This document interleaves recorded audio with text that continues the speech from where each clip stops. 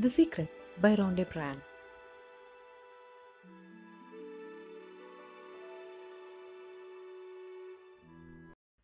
Chapter 1. Secret Revealed. The secret gives you anything you want: happiness, health, and wealth. You can have, do, or be anything you want. We can have whatever it is that we choose. I don't care how big it is. What kind of house do you want to live in? Do you want to be a millionaire? What kind of a business do you want to have? Do you want more success? What do you really want? This is the great secret of life. The leaders in the past who had the secret wanted to keep the power and not share the power. They kept people ignorant of it, of the secret. People went to work, they did their job, they came home. They were on a treadmill with no power because the secret was kept in the few. Throughout history, there have been many who coveted the knowledge of the secret, and there have been many who found a way of spreading this knowledge to the world. I've seen many miracles take place in people's lives: financial miracles, miracles of physical healing, mental healing, healing of relationships. All of this happened because of knowing how to apply the secret. You have probably been sitting there wondering, what is the secret? I'll tell you how I come to understand it.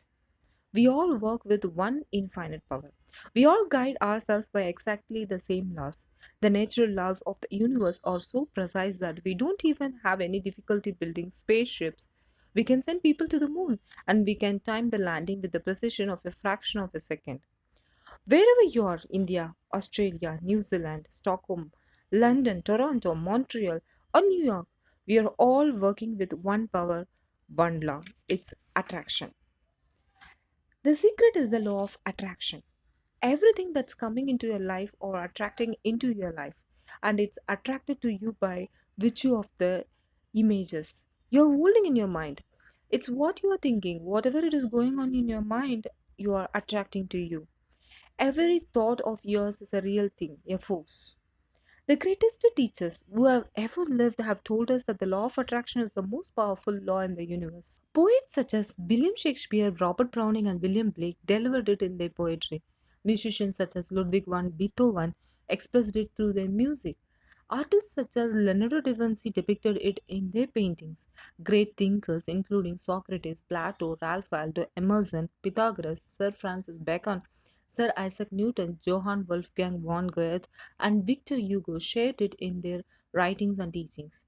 Their names have been immortalized, and their legendary existence has survived centuries. Religions such as Hinduism, Hermetic traditions, Buddhism, Judaism, Christianity, and Islam, and civilizations such as ancient Babylonians and Egyptians delivered it through their writings and stories. Recorded throughout the ages in all of its forms, the law can be found in ancient writings through all the centuries. It was recorded in stone in 3000 BC, even though some coveted this knowledge, and indeed they did. It has always been there for anyone to discover. The law began at the beginning of time. It has always been and will always be. It is a law that determines the complete order in the universe, every moment of your life, and every single thing you experience in your life. It doesn't matter who you are or where you are, and the law of attraction is forming your entire life experiences. And this all powerful law is doing that through your thoughts. You are the one who calls the law of attraction into action, and you do it through your thoughts. In 1912, Charles Hannell described the law of attraction as the greatest and most infallible law upon which the entire system of creation depends.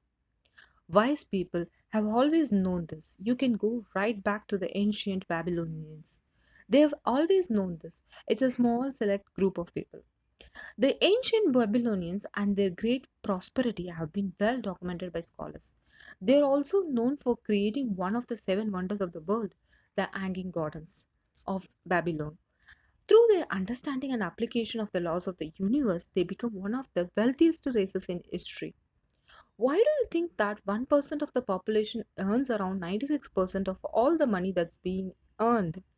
Do you think that's an accident? It is designed that way. They understand something, they understand the secret, and now you are being introduced to the secret. People who have drawn wealth into their lives use the secret, whether consciously or unconsciously. They think thoughts of abundance and wealth, and they do not allow any contradictory thoughts to take root in their minds. Their predominant thoughts are of wealth. They only know wealth, and nothing else exists in their minds. Whether they are aware of it or not, their predominant thoughts of wealth are what brought wealth to them. It is the law of attraction in action. A perfect example to demonstrate the secret and the law of attraction in action is this. You may know of people who acquired massive wealth, lost it all, and within a short time acquired massive wealth again. What happened in these cases, whether they knew it or not, is that their dominant thoughts were on wealth. That is how they acquired it in the first instance. Then they allowed fearful thoughts of losing the wealth to enter their minds until those fearful thoughts of loss became their dominant thoughts. They tipped the scales from thinking thoughts of wealth to thinking thoughts of loss, and so they lost it all. Once they had lost it, however, the fear of loss disappeared, and they tipped the scales back with the dominant thoughts of wealth, and wealth returned. The law responds to your thoughts, no matter what they may be. The simplest way for me to look at the law of attraction is if I think of myself as a magnet and I know that a magnet will attract to it. You're the most powerful magnet in the universe. You contain a magnetic power within you that is more powerful than anything in this world. And this unfathomable magnetic power is emitted through your thoughts. Basically put, the law of attraction says that like attracts like, but we are really talking at a level of thought. The law of attraction says like attracts likes, and so you think a thought, you are also attracting like thoughts to you. Here are more examples you may have experienced as the law of attraction in your life. Have you ever started to think about something you were not happy about, and the more you thought about it, the worse it seemed? That's because as you think one sustained thought, the law of attraction immediately brings more like thoughts to you. In a matter of minutes, you have gotten so many like unhappy thoughts coming to you that the situation seems to be getting worse. The more you think about it, the more upset you get. You may have experienced attracting like thoughts when you listened to a song and then found that you couldn't get that song out of your head. The song just kept playing over and over in your mind. When you listened to that song, even though you may not have realized it, you gave your full attention and focus of thought to it. As you did that, you were powerfully attracting more like thoughts of that song, and so the law of attraction moved into action and delivered more thoughts of that song over and over again. Our job as humans is to hold on to the thoughts of what we want, make it absolutely clear in our minds what we want, and from that, we start to invoke one of the greatest laws in the universe, and that's the law of attraction. You become what you think about most, but you also attract what you think about most. Your life right now is the reflection of your past thoughts. That includes all the great things and all the things you consider not so great. Since you attract to you what you think about most, it is easy to see what your dominant thoughts have been on every subject of your life because that is what you have experienced until now. Now you're learning the secret, and with this knowledge, you can change everything. If you see it in your mind, you're going to hold it in your hand. If you can think about what you want in your mind and make that your dominant thought, you will bring it into your life. And that principle can be summed up in three simple words: thoughts become things.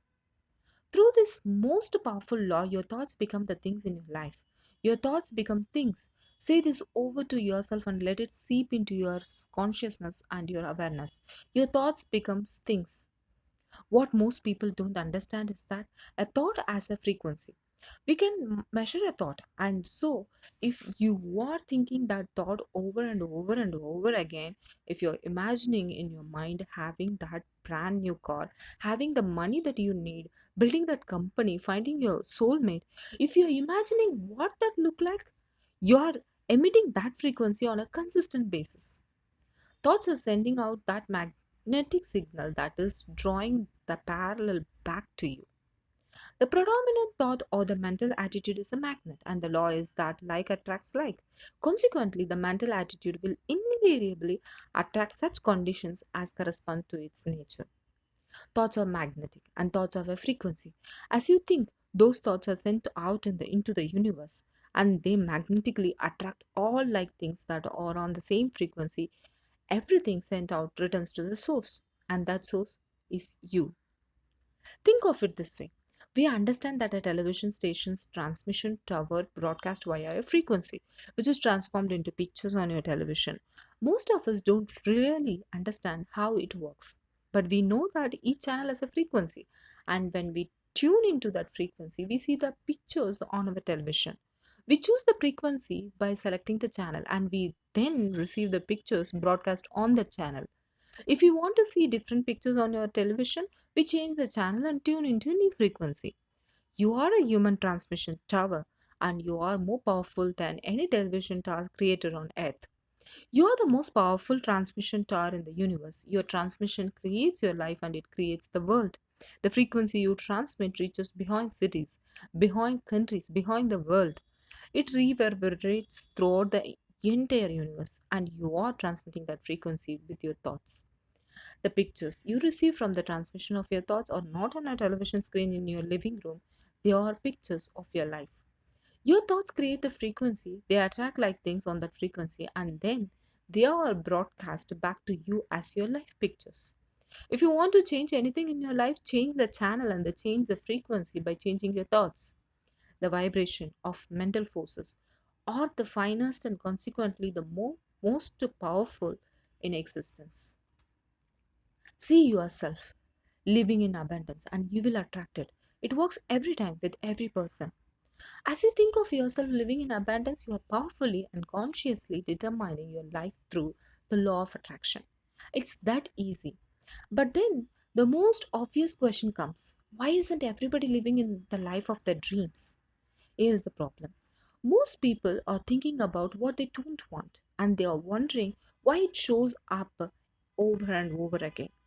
The only reason why people do not have what they want is because they are thinking more about what they don't want than what they do want. Listen to your thoughts and listen to the words you are saying. The law is absolute and there are no mistakes. An epidemic worse than any plague that humankind has ever seen has been raging for centuries. It is the don't want epidemic. People keep this epidemic alive when they predominantly think, speak, act, and focus on what they don't want. But this is the generation that will change history because we are receiving the knowledge that can free us of this epidemic. It begins with you, and you can become a pioneer of this new thought movement by simply thinking and speaking about what you want. The law of attraction doesn't care whether you perceive something to be good or bad, or whether you don't want it or whether you do want it. It is responding to your thoughts. So, if you're looking at a mountain of debt, feeling terrible about it, that's the signal you are putting out into the universe. I feel really bad because of all this debt I got. You're just affirming it to yourself. You feel it on every level of your being. That's what you're going to get more of. The law of attraction is a law of nature. It's impersonal and it does not see good things or bad things. It is receiving your thoughts and reflecting back to you those thoughts as your life experience. The law of attraction simply gives you whatever it is you are thinking about. The law of attraction is really obedient. When you think of the things that you want and you focus on them with all your attention, then the law of attraction will give you exactly what you want every time. When you focus on the things that you don't want, I don't want to be late, I don't want to be late. The law of attraction doesn't hear that you don't want it. It manifests the things that you are thinking of, and so it's going to show up over and over and over again. The law of attraction is not biased to wants or don't wants. When you focus on something, no matter what it happens to be, you really are calling it into existence. When you focus your thoughts on something you want and you hold that focus, you are in that moment summoning what you want with the mightiest power in the universe. The law of attraction doesn't compute don't or not or no or any other words of negation. As you speak words of negation, this is what the law of attraction is receiving. I don't want to spill something on this outfit. I want to spill something on this outfit and I want to spill more things. I don't want a bad haircut. I want a bad haircuts. I don't want to be delayed. I want delays. I don't want that person to be rude to me. I want that person and more people to be rude to me. I don't want the restaurant to give away our table. I want restaurants to give away our tables. I don't want this shoes to hurt. I want shoes to hurt. I cannot handle all this work. I want more work than I can handle. I don't want to catch the flu. I want the flu and I want to catch more things. I don't want to argue. I want more arguing. Don't speak to me like that. I want you to speak to me like that, and I want other people to speak to me like that. The law of attraction is giving you what you are thinking about, period. The law of attraction is always working whether you believe it or understand it or not. The law of attraction is the law of creation. Quantum physicists tell us that the entire universe emerged from thought. You create your life through your thoughts and the law of attraction, and every single person does the same. It doesn't just work if you know about it, it has always been working in your life and every other person's life throughout history. When you become aware of this great law, then you become aware of how incredibly powerful you are to be able to think your life into existence. It's working as much as you're thinking. Anytime your thoughts are flowing, the law of attraction is working. When you're thinking about the past, the law of attraction is working. When you're thinking about the present or the future, the law of attraction is working.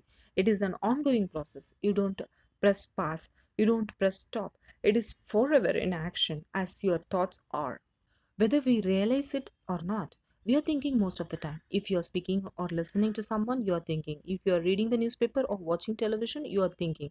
When you recall memories from your past, you are thinking. When you are considering something in your future, you are thinking. When you are driving, you are thinking. When you are getting ready in the morning, you are thinking. For many of us, the only time we are not thinking is when we are asleep. However, the forces of attraction are still operating on our lost thoughts as we fall asleep. Make your lost thoughts before going to sleep good thoughts. Creation is always happening. Every time an individual has a thought or a prolonged chronic way of thinking, they are in the creation process. Something is going to manifest out of those thoughts. What you're thinking now is creating your future life. You create your life with your thoughts because you're always thinking, you're always creating. What you think about the most or focus on the most is what will appear as your life. Like all the laws of nature, there is utter perfection in this law. You create your life. Whatever you sow, you reap. Your thoughts are seeds, and the harvest you reap will depend on the seeds you plant. If you're complaining, the law of attraction will powerfully bring into your life more situations for you to complain about. If you're listening to someone else complain and focusing on that, sympathizing with them, agreeing with them, in that moment, you are attracting more situations to yourself to complain about. The law is simply reflecting and giving back to you exactly what you're focusing on with your thoughts. With this powerful knowledge, you can completely change every circumstances and event in your entire life by changing the way you think. I had a student named Robert who was taking an online course I have, part of which entails email access to me. Robert was gay. He outlined all of the grim realities of his life in his emails to me. In his job, his coworkers ganged up on him. It was constantly stressful because of how nasty they were with him. When he walked down the street, he was accosted by homophobic people who wanted to abuse him in some way. He wanted to become a stand up comedian, and when he did a stand up comedy job, everybody heckled him about being gay. His whole life was one of unhappiness and misery, and it all focused around being attacked because he was gay. I began to teach him that he was focusing on what he did not want. I directed him back to his email that he sent me and said, read it again. Look at all the things you do not want that you are telling me about. I can tell you are very passionate about this, and when you focus on something with a lot of passion, it makes it happen even faster. Then he started taking this thing about focusing on what you want to heart, and he began really trying it. What happened within the next 6 to 8 weeks was an absolute miracle. All the people in his office who had been harassing him either transferred to another department, quit working at the company, or started completely leaving him alone. He began to love his job.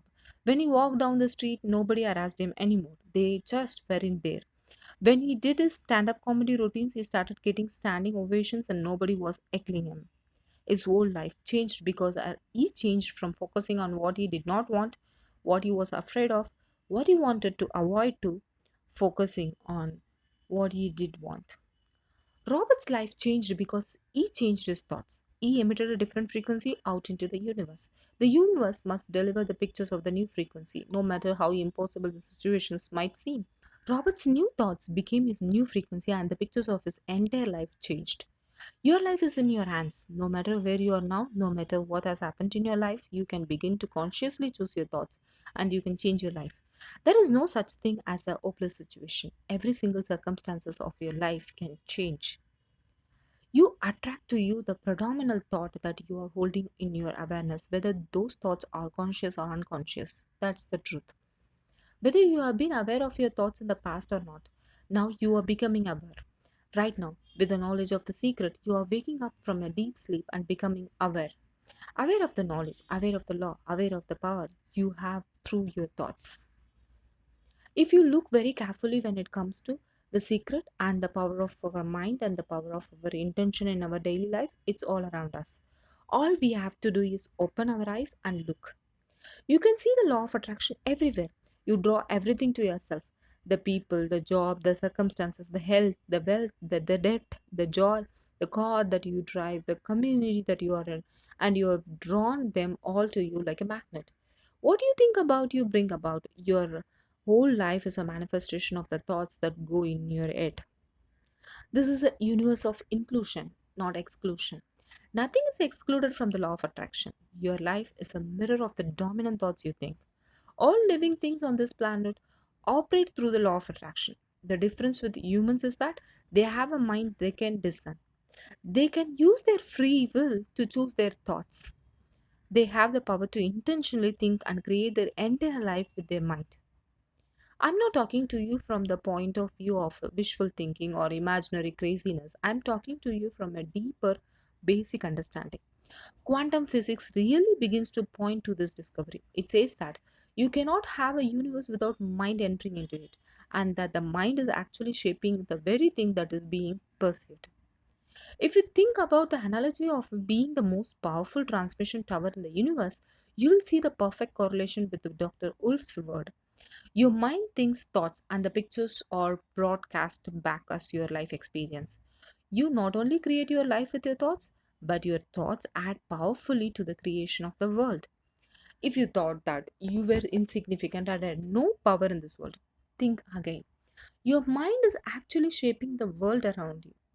The amazing work and discoveries of the quantum physicists over the last 80 years has brought us to greater understanding of the unfathomable power of the human mind to create.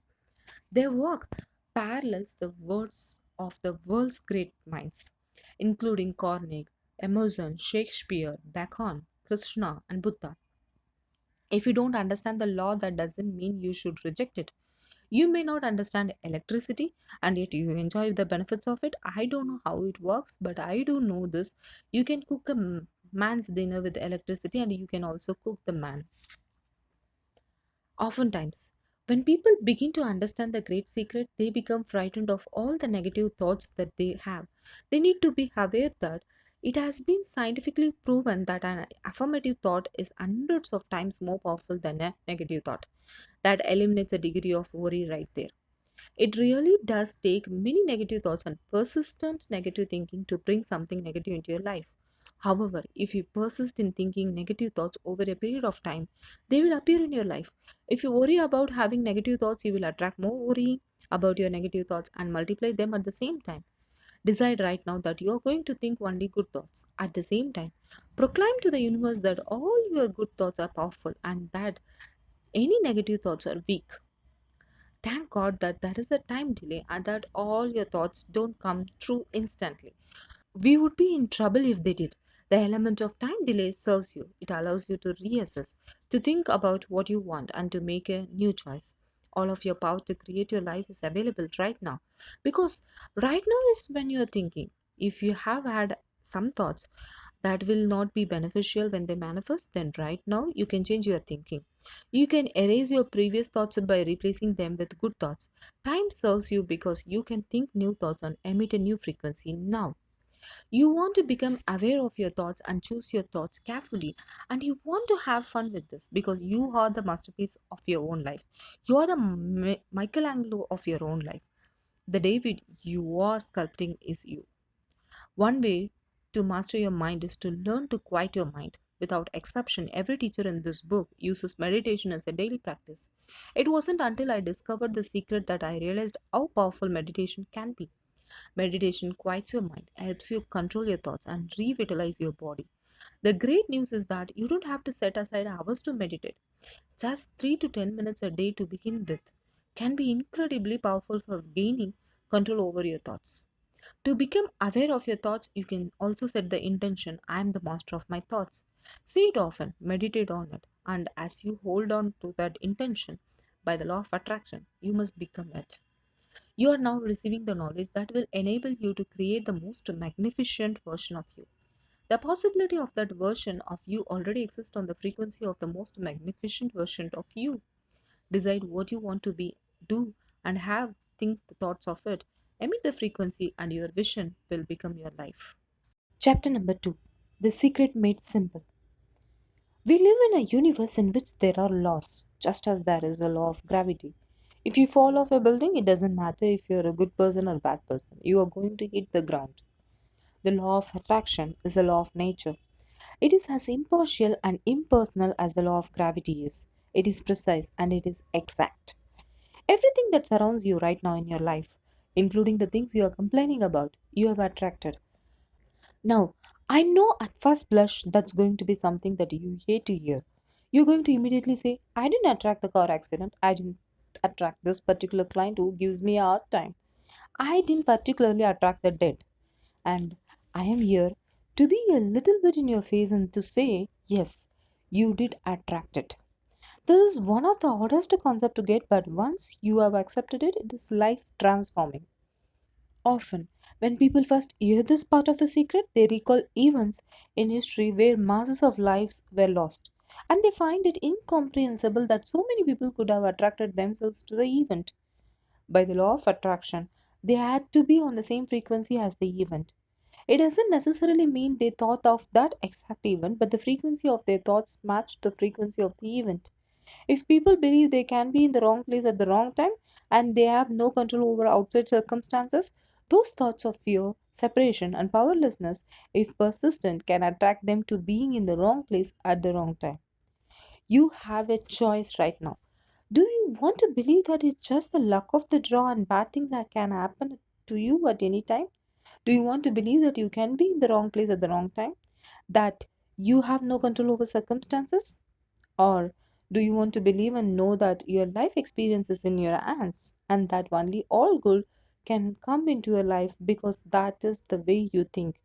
You have a choice, and whatever you choose to think will become your life experience. Nothing can come into your experience unless you summon it through persistent thoughts. Most of us attract by default. We just think that we don't have any control over it. Our thoughts and feelings are on autopilot. And so everything is brought to us by default. No one would ever deliberately attract anything unwanted. Without the knowledge of the secret, it is easy to see how some unwanted things may have occurred in your life or other people's lives. It simply came from a lack of awareness of the great creative power of our thoughts. Now, if this is your first time to hear this, it may feel like, oh, I have to monitor my thoughts. This is going to be a lot of work. It will seem like that at first, but that's where the fun begins. The fun is that there are many shortcuts to the secret, and you get to choose the shortcuts that work best for you. Read on, and you will see how. It's impossible to monitor every thought we have. Researchers tells us that we have about 60,000 thoughts a day. Can you imagine how exhausted you would feel trying to control all 60,000 of those thoughts? Fortunately, there is an easier way, and it's our feelings. Our feelings let us know what we are thinking. The importance of feelings cannot be overstated. Your feelings are your greatest tool to help you create your life. Your thoughts are the primary cause of everything. Everything else you see and experience in this world is effect, and that includes your feelings. The cause is always your thoughts. The emotions are an incredible gift that we have to let us know what we are thinking. Your feelings tell you very quickly what you're thinking. Think about when your feelings suddenly took a dive. Maybe when you heard some bad news, that feeling in your stomach or solar plexus was instant. So your feelings are an immediate signal for you to know what you're thinking. You want to become aware of how you are feeling and get in tune with how you are feeling because it is the fastest way for you to know what you're thinking. You have two sets of feelings, good feelings and bad feelings. And you know the difference between the two because one makes you feel good and the other makes you feel bad. It's the depression, it's the anger, it's the resentment, it's the guilt. It's those feelings that don't make you feel empowered. Those are the bad feelings. No one can tell you whether you are feeling good or bad because you are the only one who knows how you are feeling at any time. If you are not sure how you are feeling, just ask yourself, how am I feeling? You can stop and ask this question often during the day, and as you do, you will become more aware of how you are feeling. The most important thing for you to know is that it is impossible to feel bad and at the same time be having good thoughts. That would defy the law because your thoughts cause your feelings. If you're feeling bad, it is because you're thinking thoughts that are making you feel bad. Your thoughts determine your frequency, and your feelings tell you immediately what frequency you are on. When you are feeling bad, you are on the frequency of drawing more bad things. The law of attraction must respond by broadcasting back to you more pictures of bad things and things that will make you feel bad. As you feel bad and don't make any effort to change your thoughts and feel better, you are in effect saying, bring me more circumstances that will make me feel bad. Bring it on. The flip side to that is that you have good emotions and good feelings. You know when they come because they make you feel good. Excitement, joy, gratitude, love. Imagine if we could feel that way every day. When you celebrate the good feelings, you will draw to you more good feelings and things that make you feel good. It's really so simple. What am I attracting right now? Well, how do you feel? I feel good. Well, good. Keep doing that. It is impossible to feel good and at the same time be having negative thoughts. If you're feeling good, it is because you're thinking good thoughts. You see, you can have whatever you want in your life, no limits. But there is one catch. You have to feel good. And when you think about it, isn't that all you ever want? The law is indeed perfect. If you are feeling good, then you are creating a future that's on track with your desires. If you are feeling bad, you are creating a future that's off track with your desires. As you go about your day, the law of attraction is working in every second. Everything we think and feel is creating our future. If you're worried or in fear, then you are bringing more of that into your life throughout the day. When you're feeling good, and you must be thinking good thoughts. So you are on track and you are emitting a powerful frequency that is attracting back to you more good things that will make you feel good. Seize those moments when you're feeling good and milk them. Be aware that as you are feeling good, you are powerfully attracting more good things to you. Let's go one step further. What if your feelings are actually communication from the universe to let you know what you are thinking? Our feelings are a feedback mechanism to us about whether we are on track or not, whether we are on the course of or off course. Remember that your thoughts are the primary cause of everything. So, when you think a sustained thought, it is immediately sent out into the universe. That thought magnetically attaches itself to the like frequency and then within seconds sends the reading of that frequency back to you through your feelings. Put another way, your feelings are communication back to you from the universe telling you what frequency you are currently on. Your feelings are your frequency feedback mechanism. When you're feeling good feelings, it is communication back from the universe saying you are thinking good thoughts. Likewise, when you're feeling bad, you are receiving communication back from the universe saying you are thinking bad thoughts. So, when you're feeling bad, it is communication from the universe, and in effect, it is saying, warning, change thinking now. Negative frequency recording, change frequency, counting down to manifestation, warning. The next time you are feeling bad or feeling any negative emotion, listen to the signal you are receiving from the universe. In that moment, you are blocking your own good from coming to you because you are on the negative frequency. Change your thoughts and think about something good. And when the good feelings start to come, you will know it because you shifted yourself onto a new frequency and the universe has confirmed it with better feelings. You're getting exactly what you're feeling about, not so much what you're thinking about. That's why people tend to spiral if they stub their toe getting out of bed. Their whole day goes like that. They have no clue that a simple shifting of their emotions can change their entire day and life. If you start out having a good day and you are in that particular happy feeling, as long as you don't allow something to change your mood, you're going to continue to attract by the law of attraction more situations and people that sustain that happy feeling. We all have experienced those days or times when one thing after another goes wrong. The chain reaction began with one thought, whether you were aware of it or not. The one bad thought attracted more bad thoughts. The frequency locked in, and eventually something went wrong. Then, as you reacted to that one thing going wrong, you attracted more things going wrong. Reaction just attract more of the same. And the chain reaction must keep occurring until you move yourself off that frequency by intentionally changing your thoughts. You can shift your thoughts to what you want, receive confirmation through your feelings that you change your frequency, and the law of attraction will grab hold of that new frequency and send it back to you as the new pictures of your life. Now, here is where you can harness your feelings and use them to turbocharge what you want in your life. You can purposely use your feelings to transmit an even more powerful frequency by adding feeling to what you are wanting. You can begin right now to feel healthy. You can begin to feel prosperous. You can begin to feel the love that surrounds you, even if it is not there. And what will happen is the universe will correspond to the nature of your song.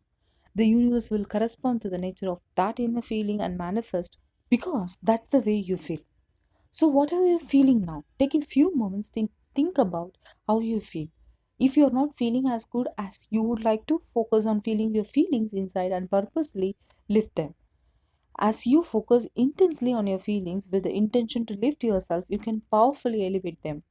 One way is to close your eyes, shutting out distractions. Focus on your feelings inside and smile for 1 minute. Your thoughts and your feelings create your life. It will always be that way, guaranteed. Just like the law of gravity, law of attraction never slips up. You don't see pigs flying because the law of gravity made a mistake and forgot to apply gravity to pigs that day. Likewise, there are no exclusion to the law of attraction. If something came to you, you drew it with prolonged thought. The law of attraction is precise. It's odd to swallow, but when we can begin to open ourselves up to that, the ramifications are awesome. It means that whatever thought has done in your life, it can be undone through a shift in your awareness. You have the power to change anything because you are the one who chooses your thoughts and you are the one who feels your feelings. You create your own universe as you go along. It's really important that you feel good because this feeling good is what goes out as a signal into the universe and starts to attract more of itself to you. So, the more you can feel good, the more you will attract the things that will help you feel good and are able to keep bringing you up higher and higher. When you're feeling down, did you know that you can change it in an instant? Put on a beautiful piece of music or start singing. That will change your emotion. Or think of something beautiful. Think of a baby or somebody that you truly love and dwell on it. Really keep the thought in your mind. Block everything out but that thought. I guarantee you will start to feel good. Make a list of some secret shifters to have up your sleeve. By secret shifters, I mean things that can change your feelings in a snap. It might be beautiful memories, future events, funny moments, nature, a person you love, your favorite music. Then, if you find yourself angry or frustrated or not feeling good, turn to your secret shifters list and focus on one of them. Different things will shift you at different times. So, if one doesn't work, go to another. It only takes a minute or two of changing focus to shift yourself and shift your frequency. Love, the greatest emotion. The principle of feeling good applies to your family, pets, for instance. Animals are wonderful because they put you in a great emotional state. When you feel love for your pet, that great state of love will bring goodness into your life, and what a gift that is. It is the combination of thought and love which forms the irresistible force of the law of attraction. There is no greater power in the universe than the power of love. The feeling of love is the highest frequency you can emit. If you could wrap every thought in love, if you could love everything and everyone, your life would be transformed. In fact, some of the great thinkers of the past referred to the law of attraction as the law of love. And if you think about it, you will understand why. If you think unkind thoughts about someone else, you will experience those unkind thoughts manifested. You cannot harm another with your thoughts, you only harm you. If you think thoughts of love, guess who receives the benefits? You. So if your predominant state is love, the law of attraction or the law of love responds with the mightiest force because you are on the highest frequency possible. The greater the love you feel and emit, the greater the power you are harnessing. The principle which gives the thought the dynamic power to correlate with its object and therefore to master every adverse human experience is the law of attraction, which is another name for love. This is an eternal and a fundamental principle inherent in all things and in every system of philosophy and in every religion and in every science. There is no getting away from the law of love. It is feeling that imparts vitality to thought. Feeling is desire and desire is love. Thought impregnated with love becomes invincible. Once you begin to understand and truly master your thoughts and feelings, that's when you see how you create your own reality. That's where your freedom is. That's where all your power is. Masay Shimov shared a wonderful quote from the great Albert Einstein. The most important question any human being can ask themselves is this a friendly universe? Knowing the law of attraction, the only answer to give is yes, the universe is friendly. Why? Because when you answer in this way by the law of attraction, you must experience that. Albert Einstein posed this powerful question because he knew the secret. He knew by asking the question, it would force us to think and make a choice. He gave us a great opportunity just by posing the question. To take Einstein's intention even further, you can affirm and proclaim this is a magnificent universe. The universe is bringing all the good things to me. The universe is conspiring for me in all the things. The universe is supporting me in everything I do. The universe meets all my needs immediately. Know that this is the friendly universe. Since I learned the secret and started applying it to my life has truly become magical. I think the kind of life that everybody dreams of is one I live on a day to day basis. I live in a $4.5 million mansion. I have a wife to die for. I get to vacation in all the fabulous parts of the world. I have climbed mountains. I have explored. I've been on safaris, and all of this happened and continues to happen because of knowing how to apply the secret. Life can be absolutely phenomenal, and it should be. And it will be when you start using the secret. This is your life, and it's been waiting for you to discover it. Up until now, you may have been thinking that life is hard and struggle, and so by the law of attraction, you'll have experienced life as odd and as struggle. Begin right now to shout out to the universe life is so easy, life is so good, all good things come to me. There is a truth deep down inside of you that has been waiting for you to discover it. And that truth is this you deserve all good things life has to offer. You know that inherently because you feel awful when you are experiencing the lack of good things. All good things are your birthright. You are the creator of you, and the law of attraction is your magnificent tool to create whatever you want in your life. Welcome to the magic of life and the magnificence of you. Chapter 3. How to use the secret. You are a creator, and there is an easy process to create using the law of attraction. The greatest teachers and avatars have shared the creative process through their wondrous work in a myriad of forms. Some great teachers created stories to demonstrate how the universe works. The wisdom contained in their stories has been handed down through the centuries and has become legendary. Many people living today do not realize that the essence of these stories is the very truth of life. If you think about Aladdin and his lamp, Aladdin picks up the lamp, dusts it off, and out pops the genie. The genie always says one thing: your wish is my command. The story now goes that there are three wishes, but if you trace the story back to its origin, there is absolutely no limit whatsoever to the wishes. Think about that one. Now, let's take this metaphor and apply it to your life. Remember, Aladdin is the one who always asks for what he wants.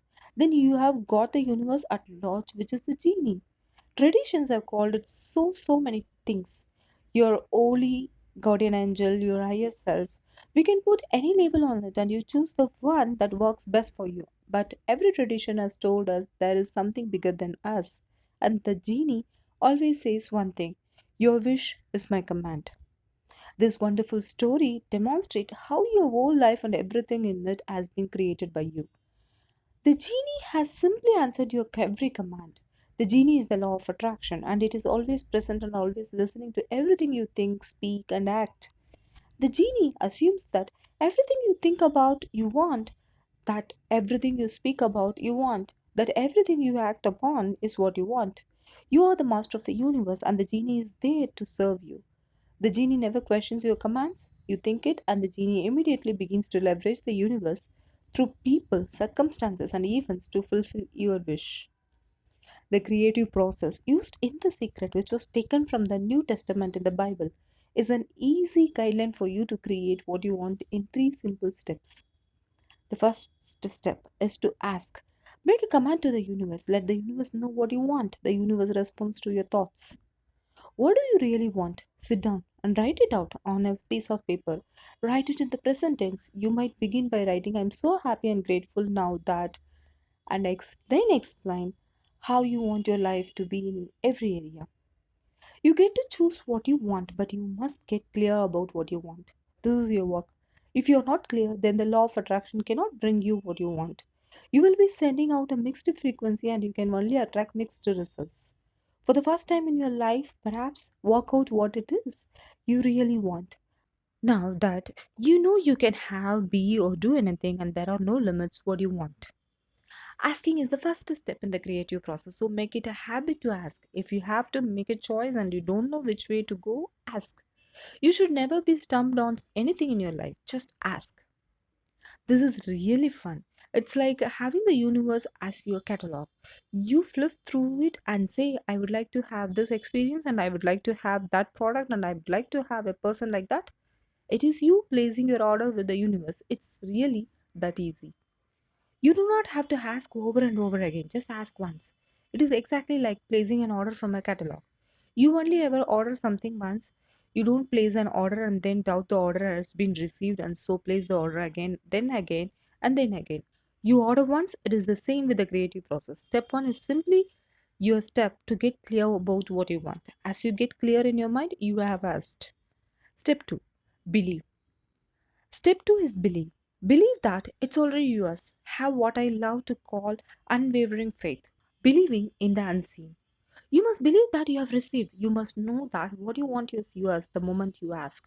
You must have complete and utter faith. If you had placed an order from a catalog, you would relax. Know you are going to receive what you ordered and get on with your life. See the things that you want as already yours. Know that they will come to you at need. Then let them come. Don't fret and worry about them. Don't think about your lack of them. Think of them as yours, as belonging to you, as already in your possession. In the moment you ask and believe and know you already have it in the unseen, the entire universe shifts to bring it into the scene. You must act, speak, and think as though you are receiving it now. Why? The universe is a mirror, and the law of attraction is mirroring back to you your dominant thoughts. So, doesn't it make sense that you have to see yourself as receiving it? If your thoughts contain noticing you do not have it yet, you will continue to attract not having it. You must believe you have it already. You must believe you have received it. You have to emit the feeling frequency of having received it to bring those pictures back as your life.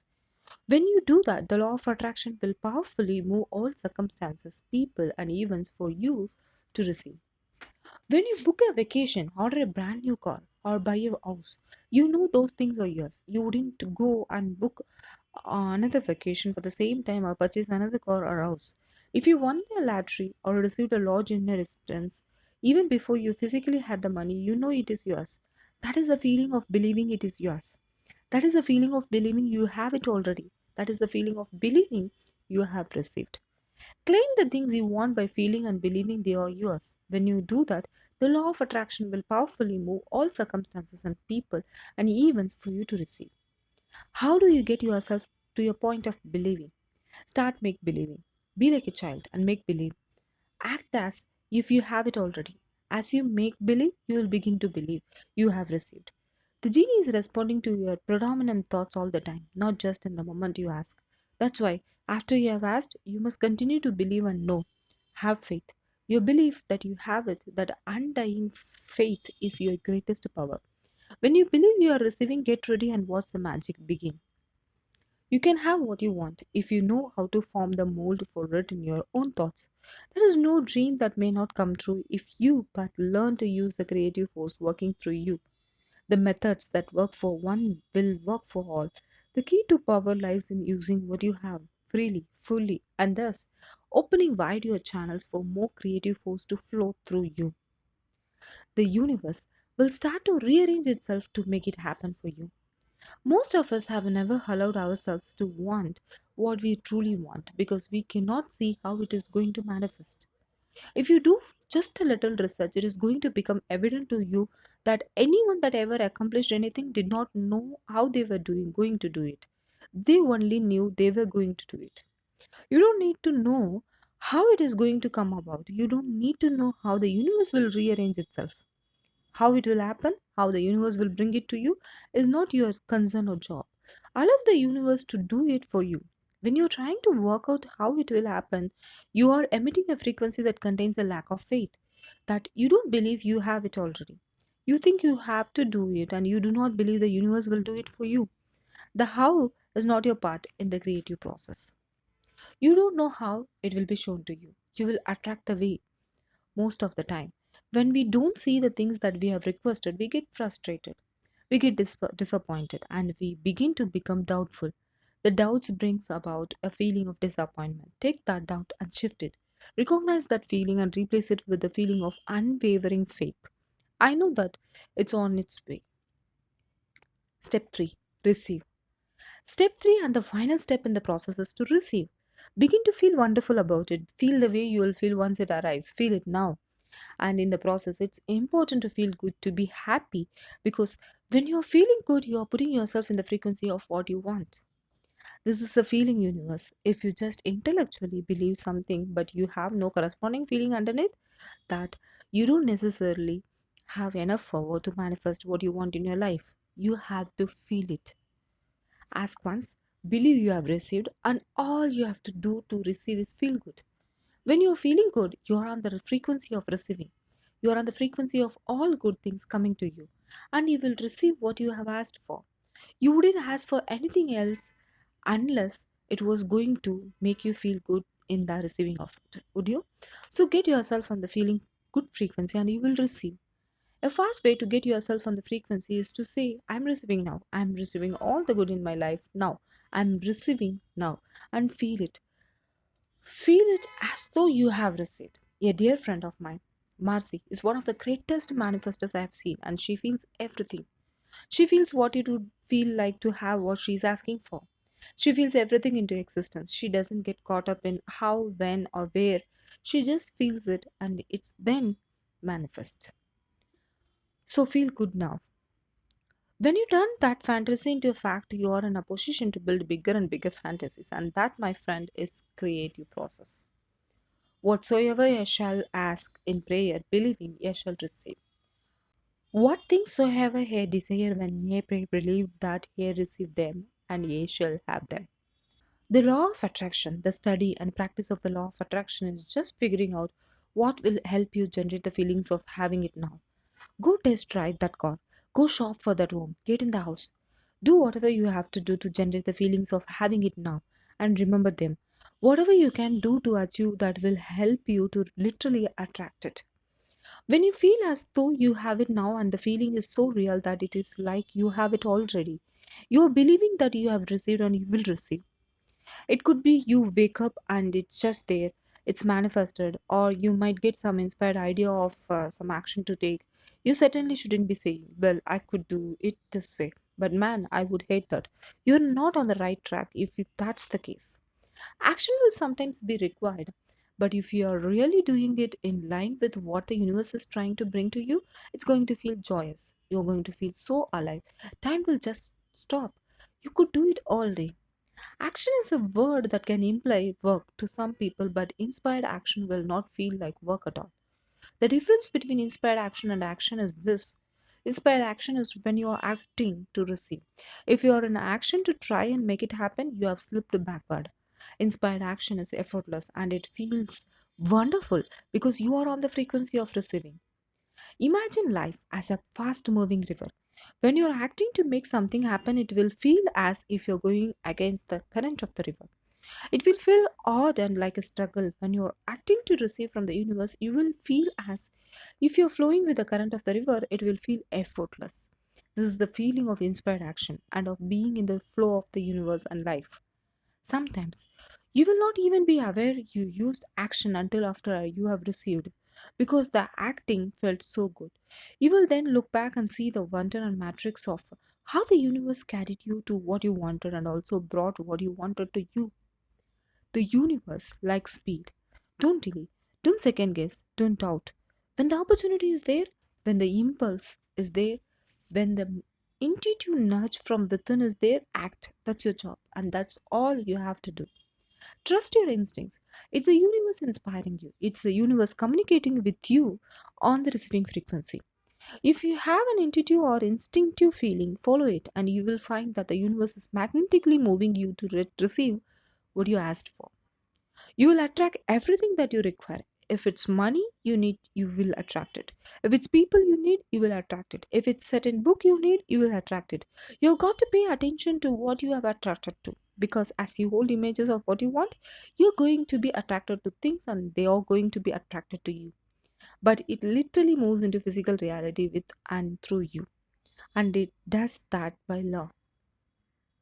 Remember that you are a magnet, attracting everything to you. When you have gotten clear in your mind about what you want, you have become a magnet to draw those things to you. And those things you want are magnetized to you in return. The more you practice and begin to see the law of attraction bringing things to you, the greater the magnet you will become because you will add the power of faith, belief, and knowing. You can start with nothing, and out of nothing and out of no way, a way will be made. All you require is you and your ability to think things into being. Everything that has been invented and created throughout the history of humankind began with one thought. From that one thought, a way was made and it manifested from the invisible into the visible. Think of a car driving through the night. Headlights only go 100 to 200 feet forward, and you can make it all the way from California to New York driving through the dark because all you have to see is the next 200 feet. And that's how life tends to unfold before us.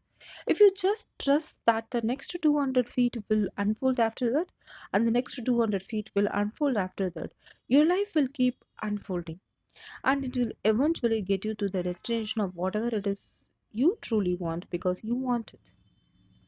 Trust the universe, trust and believe and have faith. I truly had no idea how I was going to bring the knowledge of the secret onto the movie screen.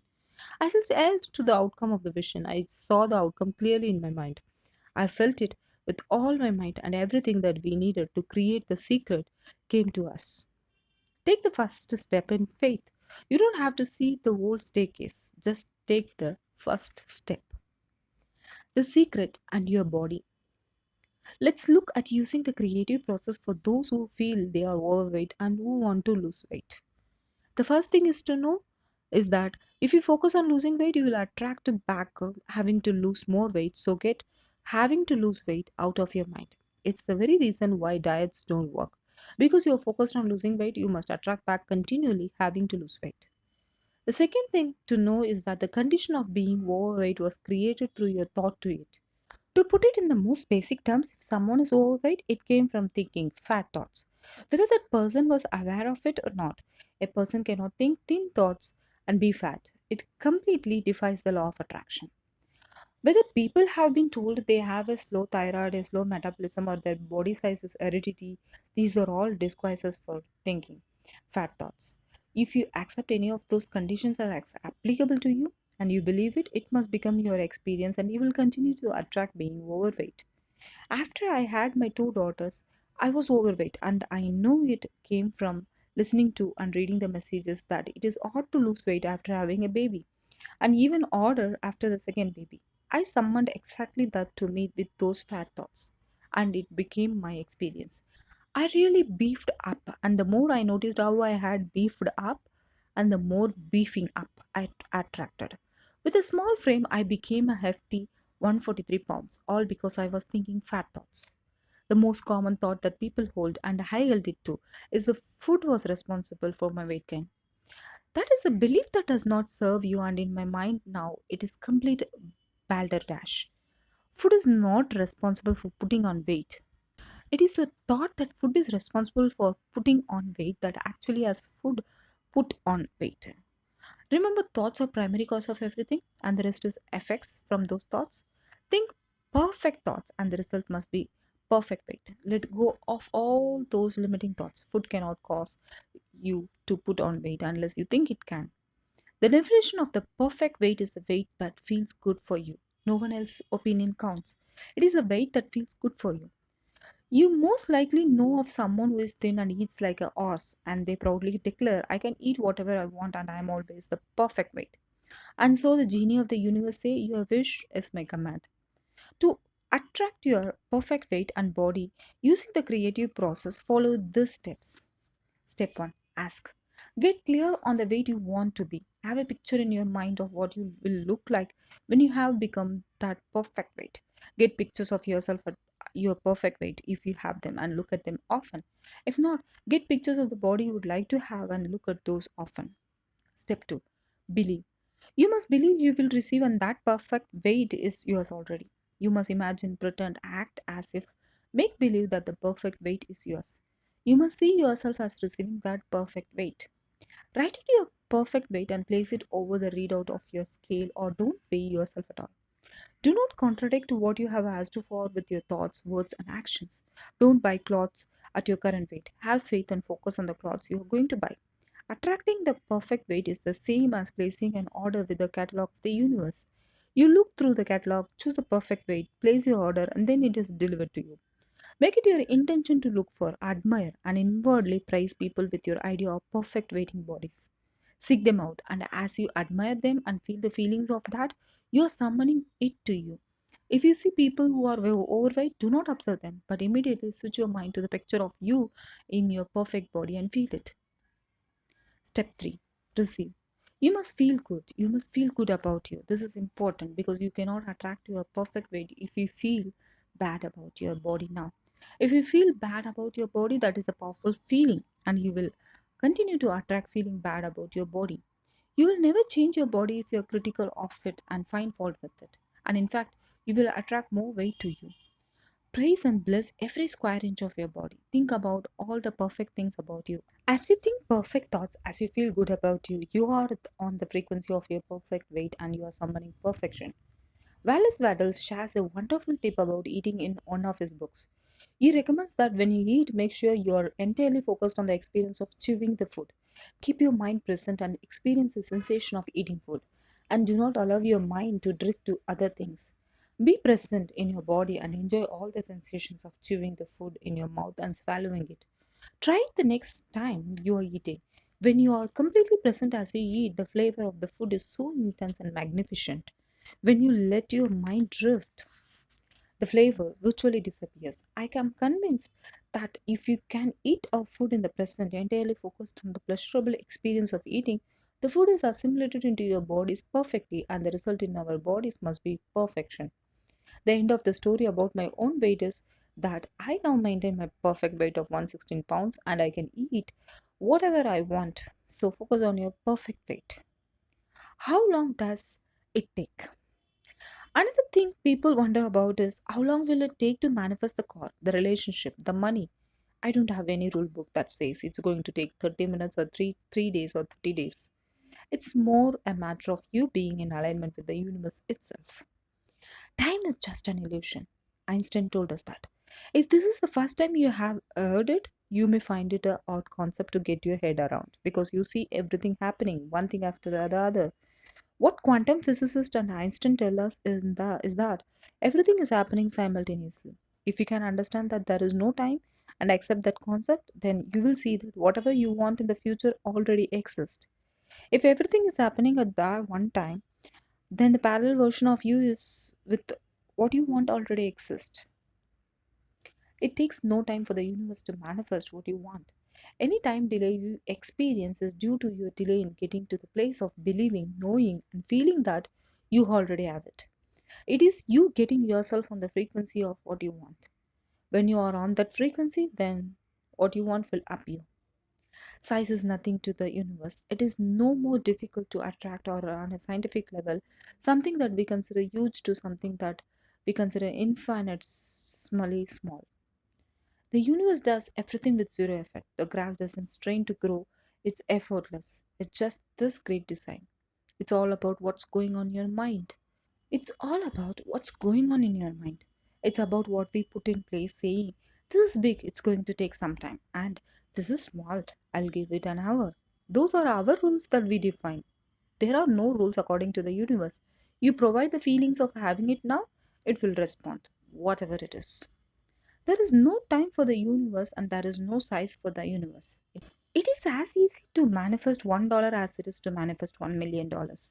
It is the same process, and the only reason why one may come faster and the other may take longer is because you thought that $1 million was a lot of money and that $1 was not very much.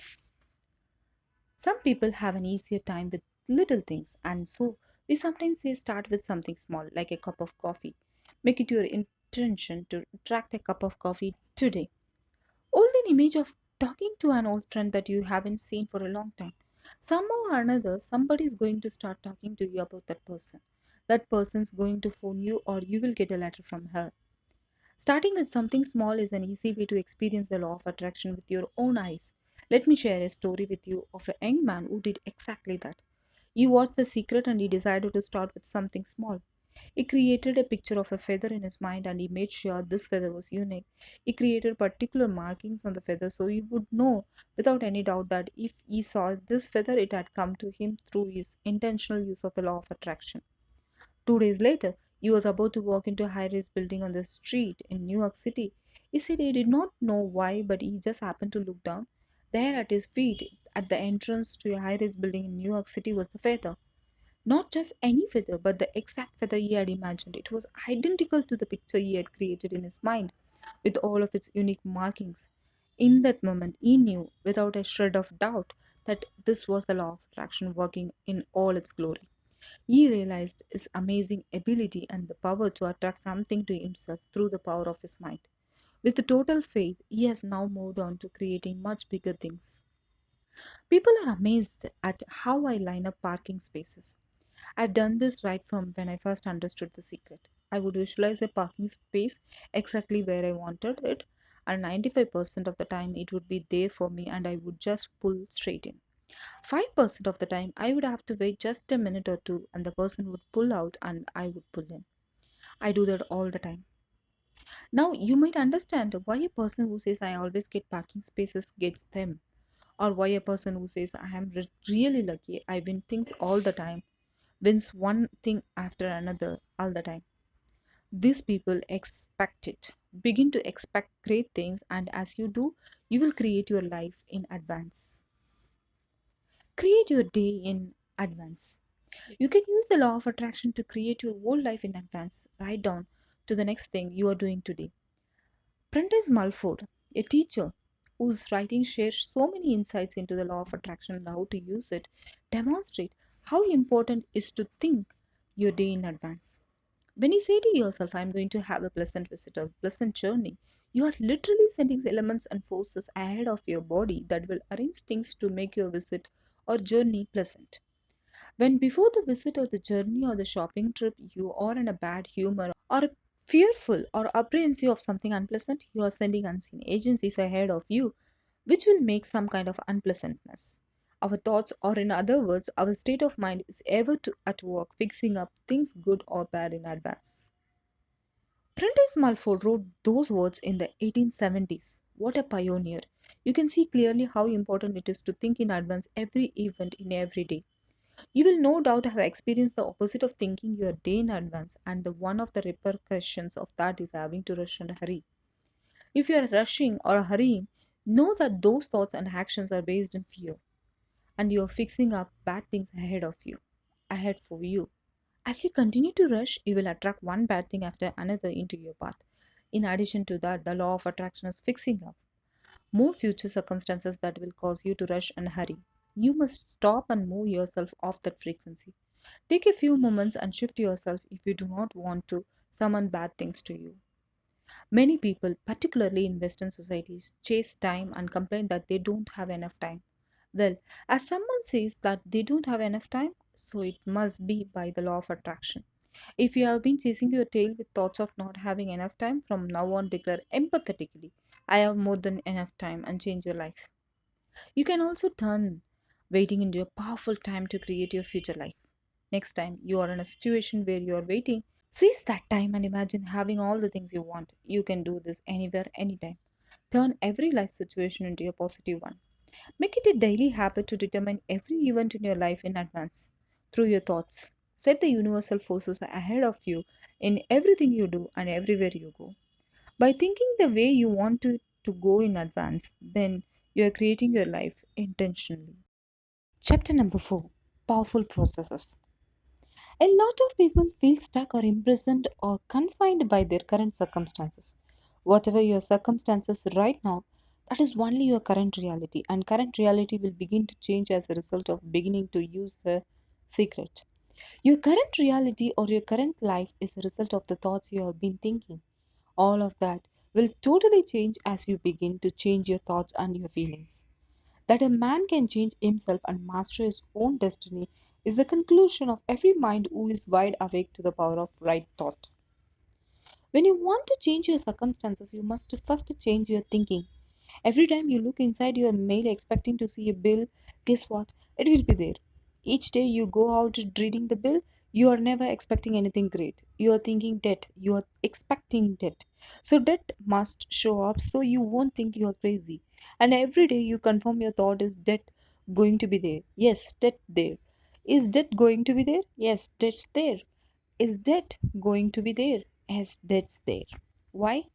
Because you expected debt to be there, so it showed up. Because the law of attraction is always being obedient to your thoughts. Do yourself a favor, expect a check. Expectation is a powerful attractive force because it draws things to you. As Bob Proctor says, desire connects you with the thing desired, and expectation draws it into your life. Expect the things you want and don't expect the things you don't want. What do you expect now?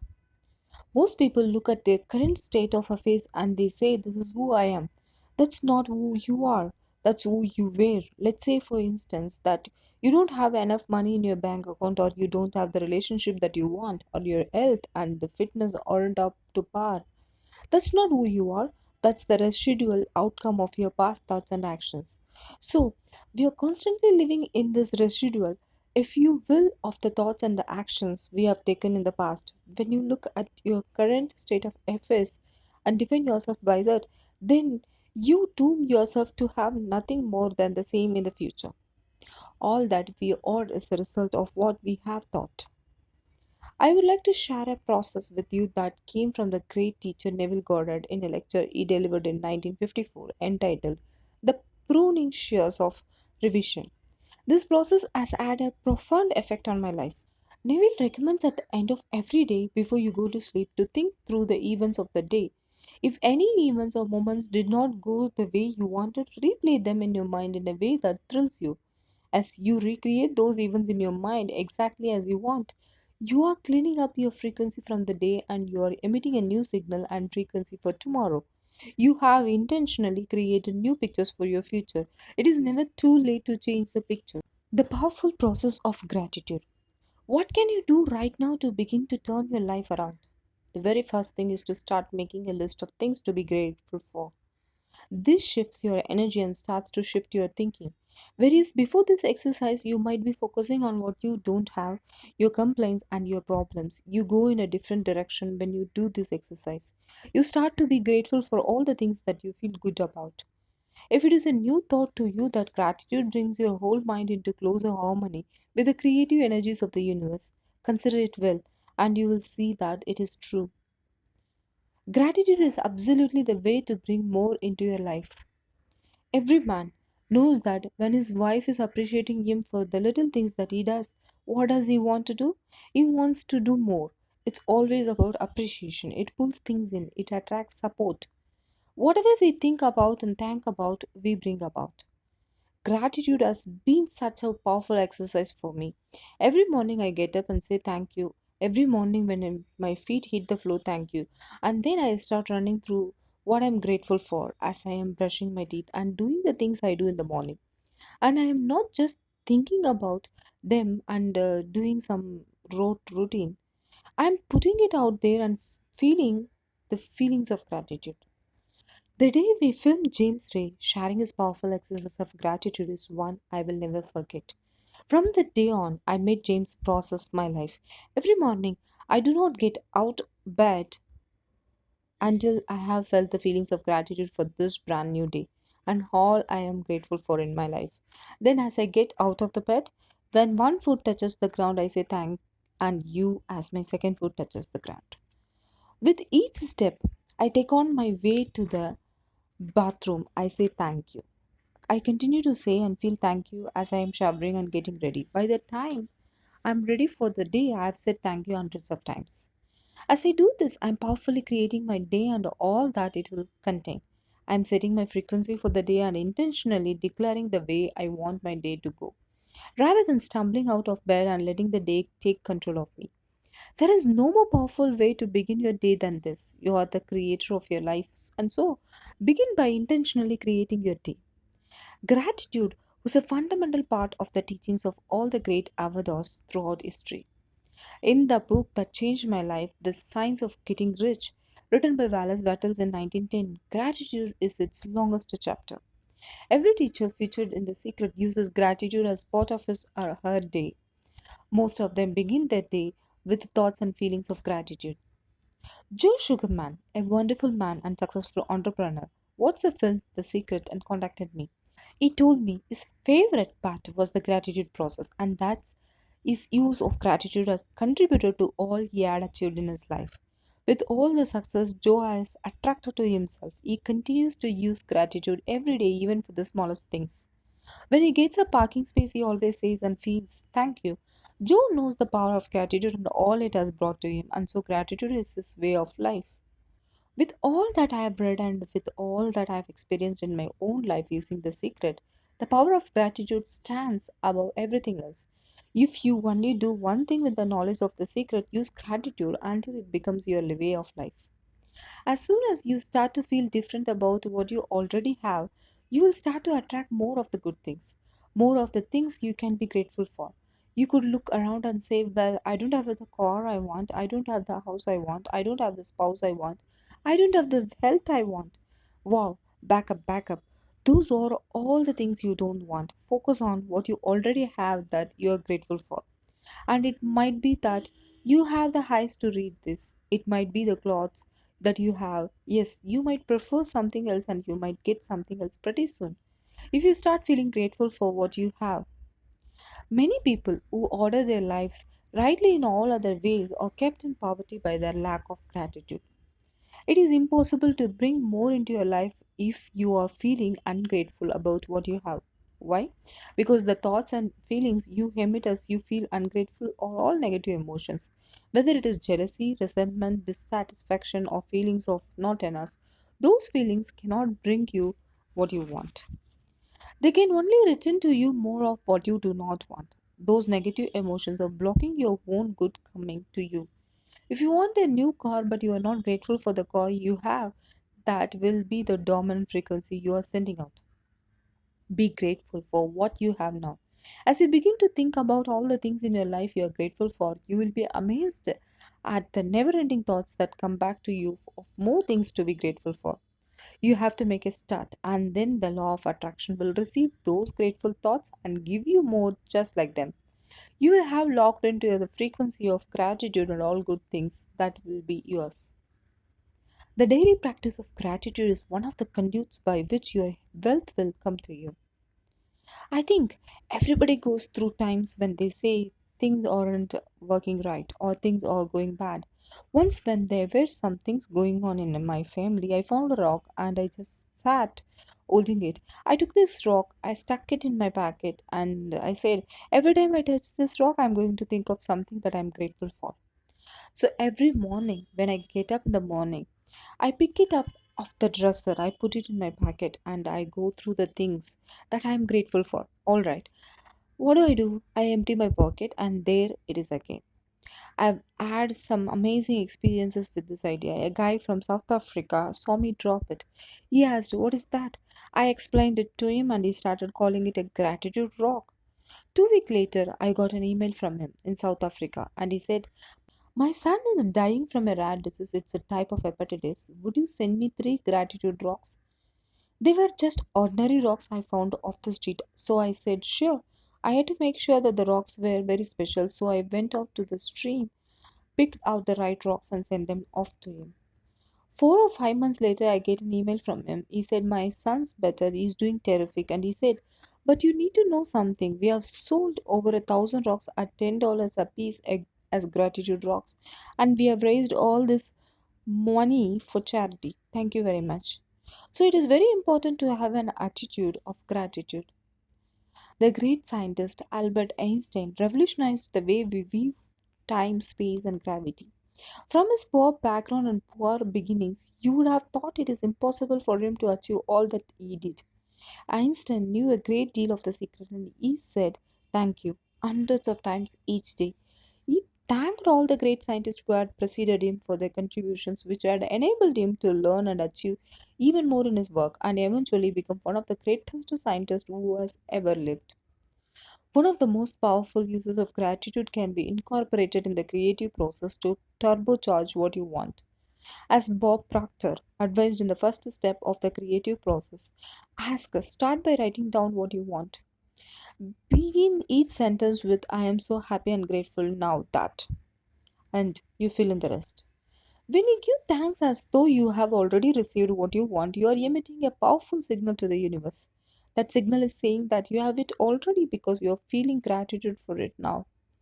Each morning, before you get out of bed, make it a habit to feel the feelings of gratitude in advance for the great day ahead as though it is done.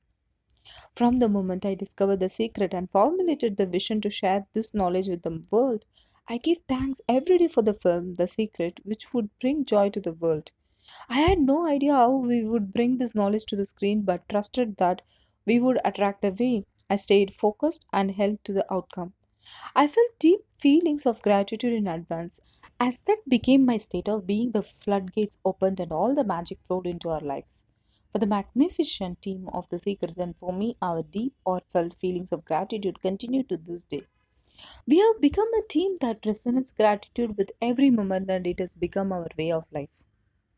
The powerful process of visualization. Visualization is a process that has been taught by all the great teachers and avatars throughout the centuries, as well as by all the great teachers living today. In Charles Annel's book, The Master Key System, written in 1912, he gives 24 weekly exercise to master visualization. Most important is complete master key system will also help you become the master of your thoughts.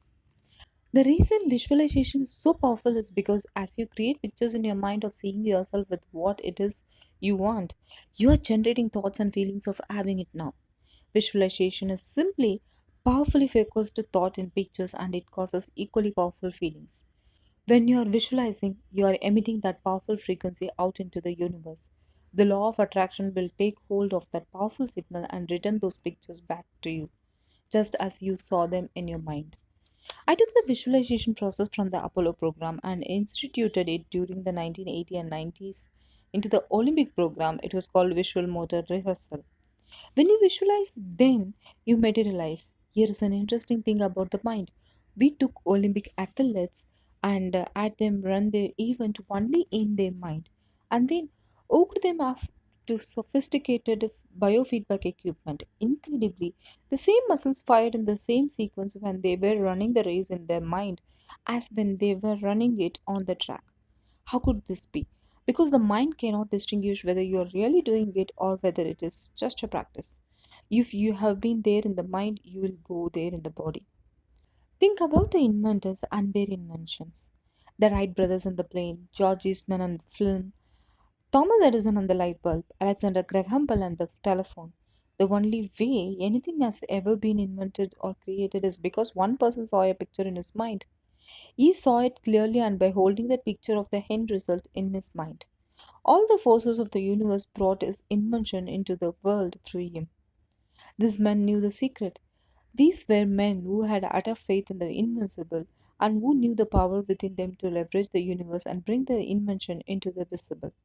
Their faith and their imagination have been the cause of the evolution of humankind, and we reap the benefits of their creative minds every single day. You may be thinking, I do not have a mind like this great inventors.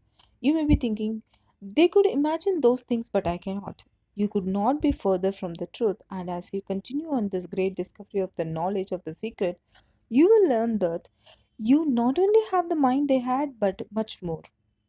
When you are visualizing, when you have got that picture playing out in your mind, always and only dwell upon the end result.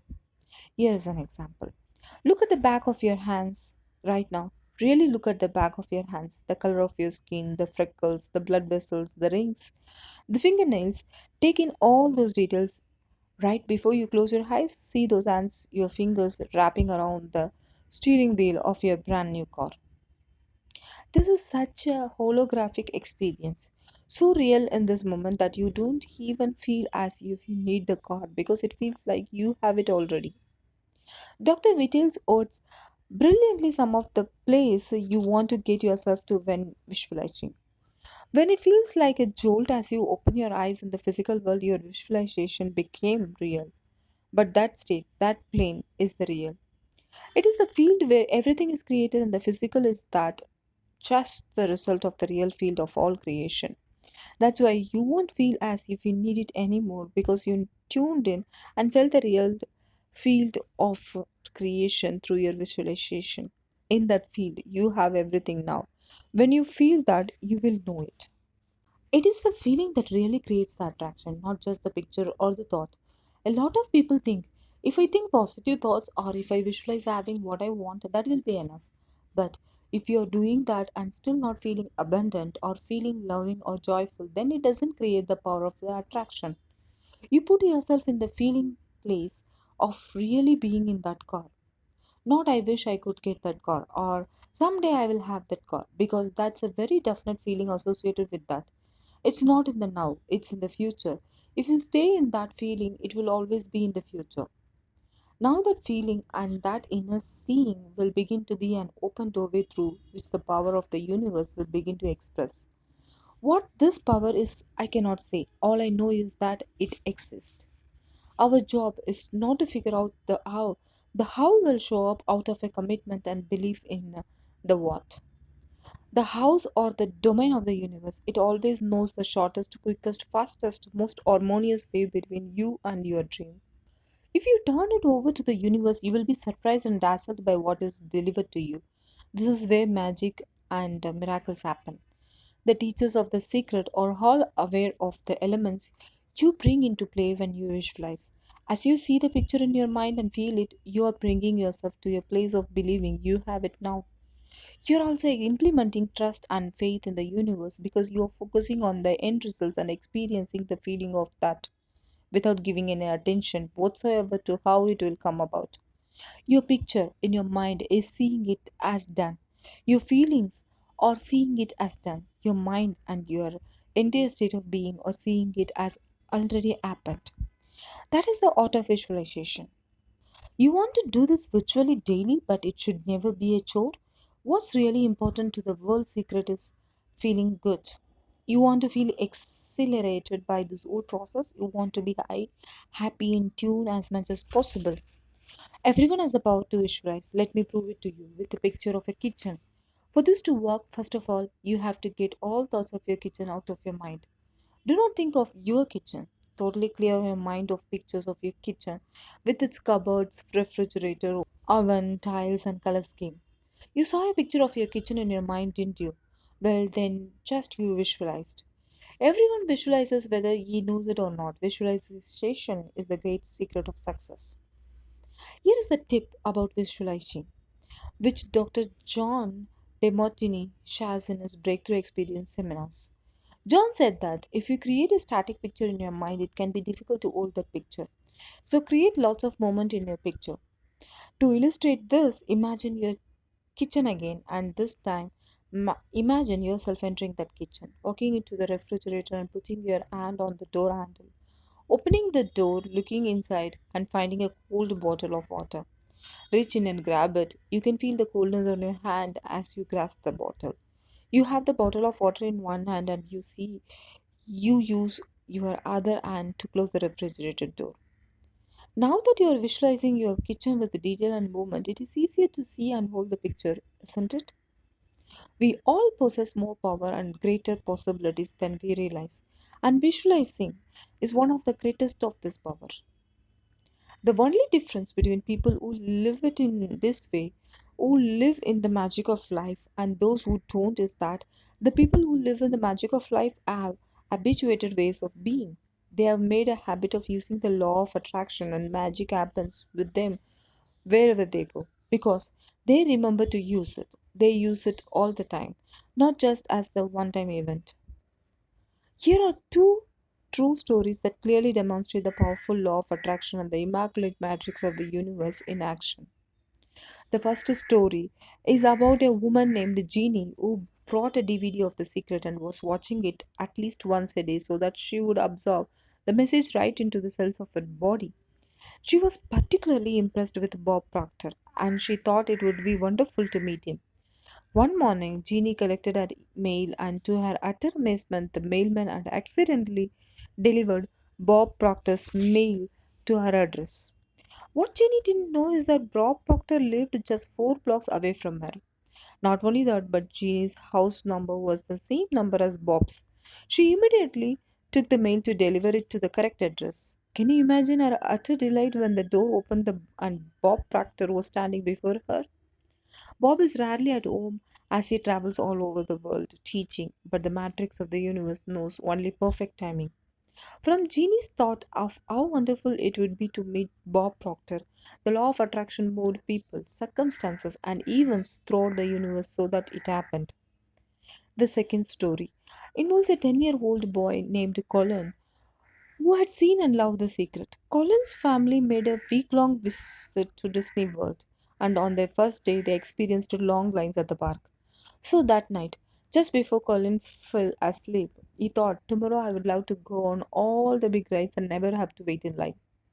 The next morning, Colin and his family were at the gates of Epcot Center as the park opened, and a Disney staff member approached and asked them if they would be Epcot's first family of the day. As first family, they would be given VIP status, a special escort by a staff member, and a walk-on passes for every big ride in Epcot. It was everything and more that Colin had wished for. Hundreds of families were waiting to enter Epcot that morning, but Colin didn't have the slightest doubt as to why his family had been chosen first family. He knew it was because he had used the secret. Imagine discovering at the age of 10 that the power to move world lies within you. Nothing can prevent your picture from coming into concrete form except the same power which gave it birth, yourself. People hold that for a while and they are really a champion at it. They say, I'm fired up. I saw this program and I'm going to change my life. And yet results aren't showing. Beneath the surface is just about ready to break through. But the person will look just at the surface results and say, this stuff doesn't work. And you know what? The universe says, your wish is my command, and it disappears. When you allow a thought of doubt to enter your mind, the law of attraction will soon line up one doubtful thought after another. The moment a thought of doubt comes, release it immediately. Send the thought on its way. Replace it with I know I'm receiving now and I feel it. Knowing the law of attraction, I wanted to really put it to use and to see what would happen. In 1995, I started to create something called a vision board where I take something that I want to achieve or something that I want to attract, like a car or a watch or the soulmate of my dreams, and I put a picture of what I want up on this board. Every day I would sit in my office and I would look up at this board and I would start to visualize. I would really get into the state of having already acquired it. I was getting ready to move. We put all the furnitures, all the boxes into storage, and I made 3 different moves over a period of 5 years. And then I ended up in California and bought this house, renovated it for a year, and then I had all the stuff brought from my former home 5 years earlier. One morning, my son Keenan came into my office, and one of the boxes that was sealed for 5 years was right at the doorstep. He asked, what's in the boxes, Daddy? And I said, those are my vision boards. He then asked, What's a vision board? I said, well, it's where I put all my goals up. I cut them out and I put all my goals up as something that I want to achieve in my life. Of course, at 5.5 years old, he didn't understand. So I said, sweetheart, let me just show you. That will be the easiest way to do it. I cut the box open, and on one vision board was a picture of a home that I was visualizing 5 years earlier. What was shocking was that we were living in that house, not a house like it. I actually bought my dream home, renovated it, and didn't even know it. I looked at that house and I started to cry because I was just blown away. Keenan asked, why are you crying? I finally understand how the law of attraction works. I finally understand the power of visualization. I finally understand everything that I've read, everything that I've worked with my whole life, the way I've built companies. It worked for my home as well. And I brought our dream home and didn't even know it. Imagination is everything. It is the preview of life's coming attractions. You can let your imagination go wild with a vision board and place pictures of all the things you want and pictures of how you want your life to be. Make sure you put the vision board in a place where you see it and look at it every day as John or Sarah did. Feel the feelings of having those things now. As you receive and feel gratitude for receiving, you can remove pictures and add new ones. This is a wonderful way to introduce children to the law of attraction. I hope the creation of a vision board inspires parents and teachers worldwide. One of the people on the secret website forum put a picture of the secret DVD on his vision board. He had seen the secret but didn't own his own copy. 2 days after he created his vision board, I felt inspired to post a notice on the secret forum giving away DVDs to the first 10 people who posted. He was one of the 10. He had received a copy of the secret DVD within 2 days of putting it on his vision board. Whether it is the DVD or the secret or a house, the joy of creating and receiving is magnificent. Another powerful example of visualizing comes from my mother's experience of buying a new house. Several people beside my mother had put in offers for this particular house. My mother decided to use the secret to make that house hers. She sat down and wrote her name and the new address of the house over and over. She continued doing this until it felt as though it was her address. She then imagined placing all of her furniture in that new house.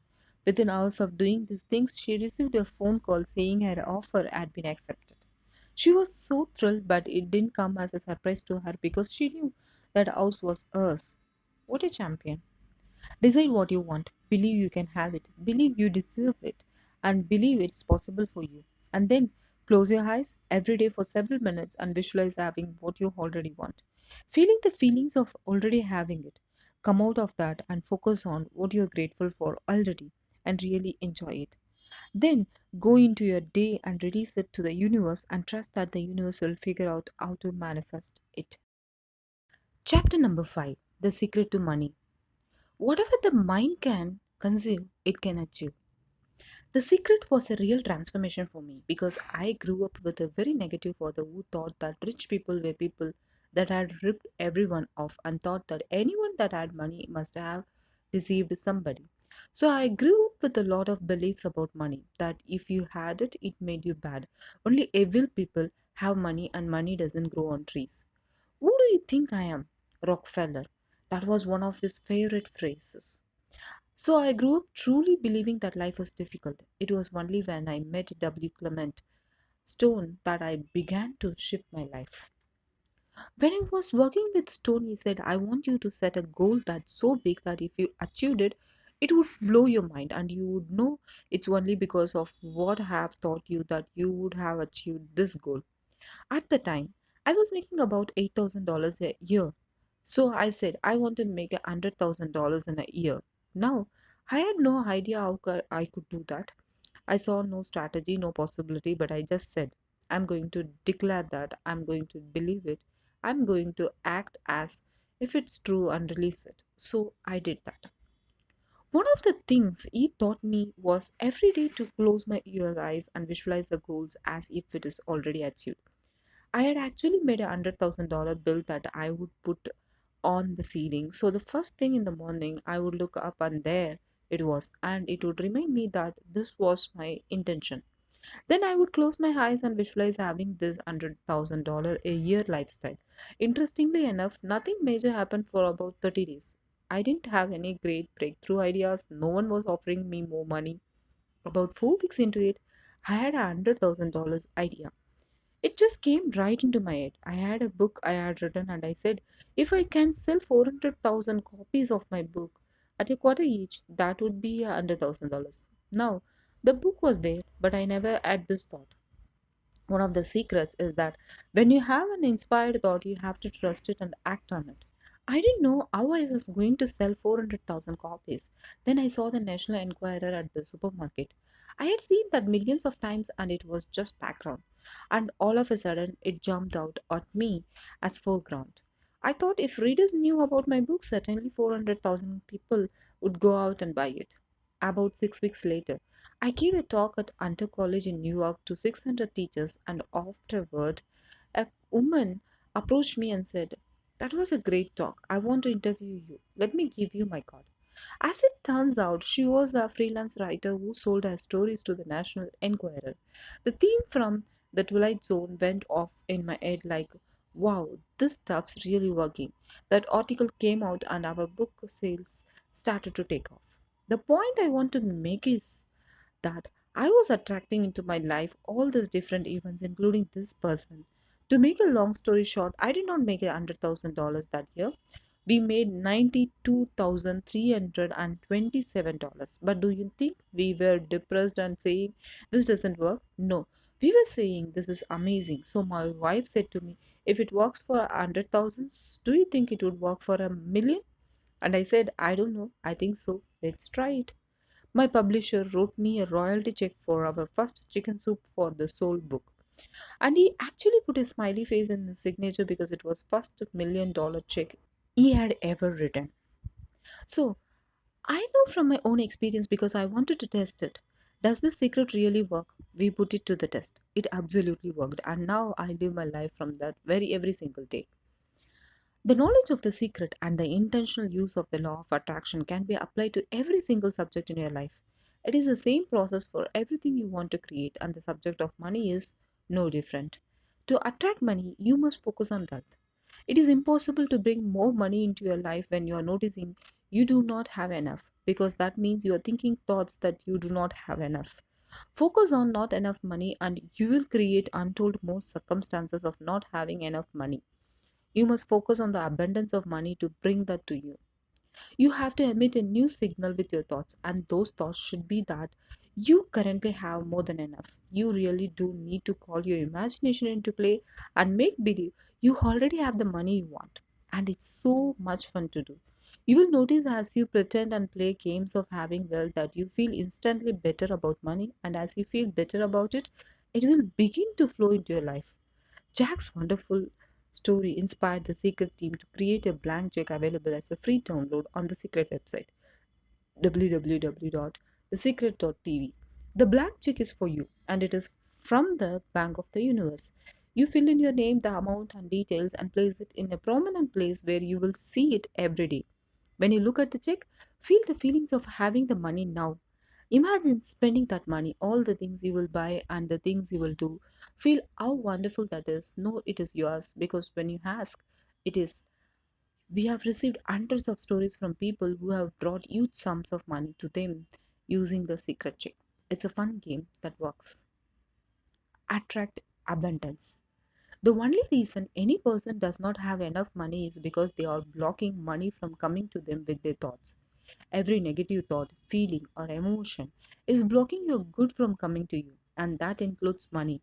It is not that the money is being kept from you by the universe because all the money you require exists right now in the invisible. If you do not have enough, it is because you are stopping the flow of money coming to you, and you are doing that with your thoughts. You must tip the balance of your thoughts from lack of money to more than enough money. Think more thoughts of abundance than of lack, and you have tipped the balance. When you need money, it is powerful feeling within you. And so of course, through the law of attraction, you will continue to attract needing money.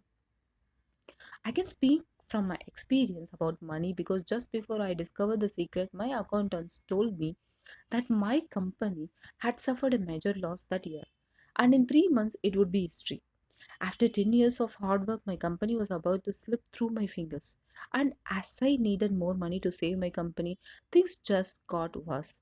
There seemed no way out. Then I discovered the secret, and everything in my life, including the state of my company, was totally transformed because I changed the way I was thinking.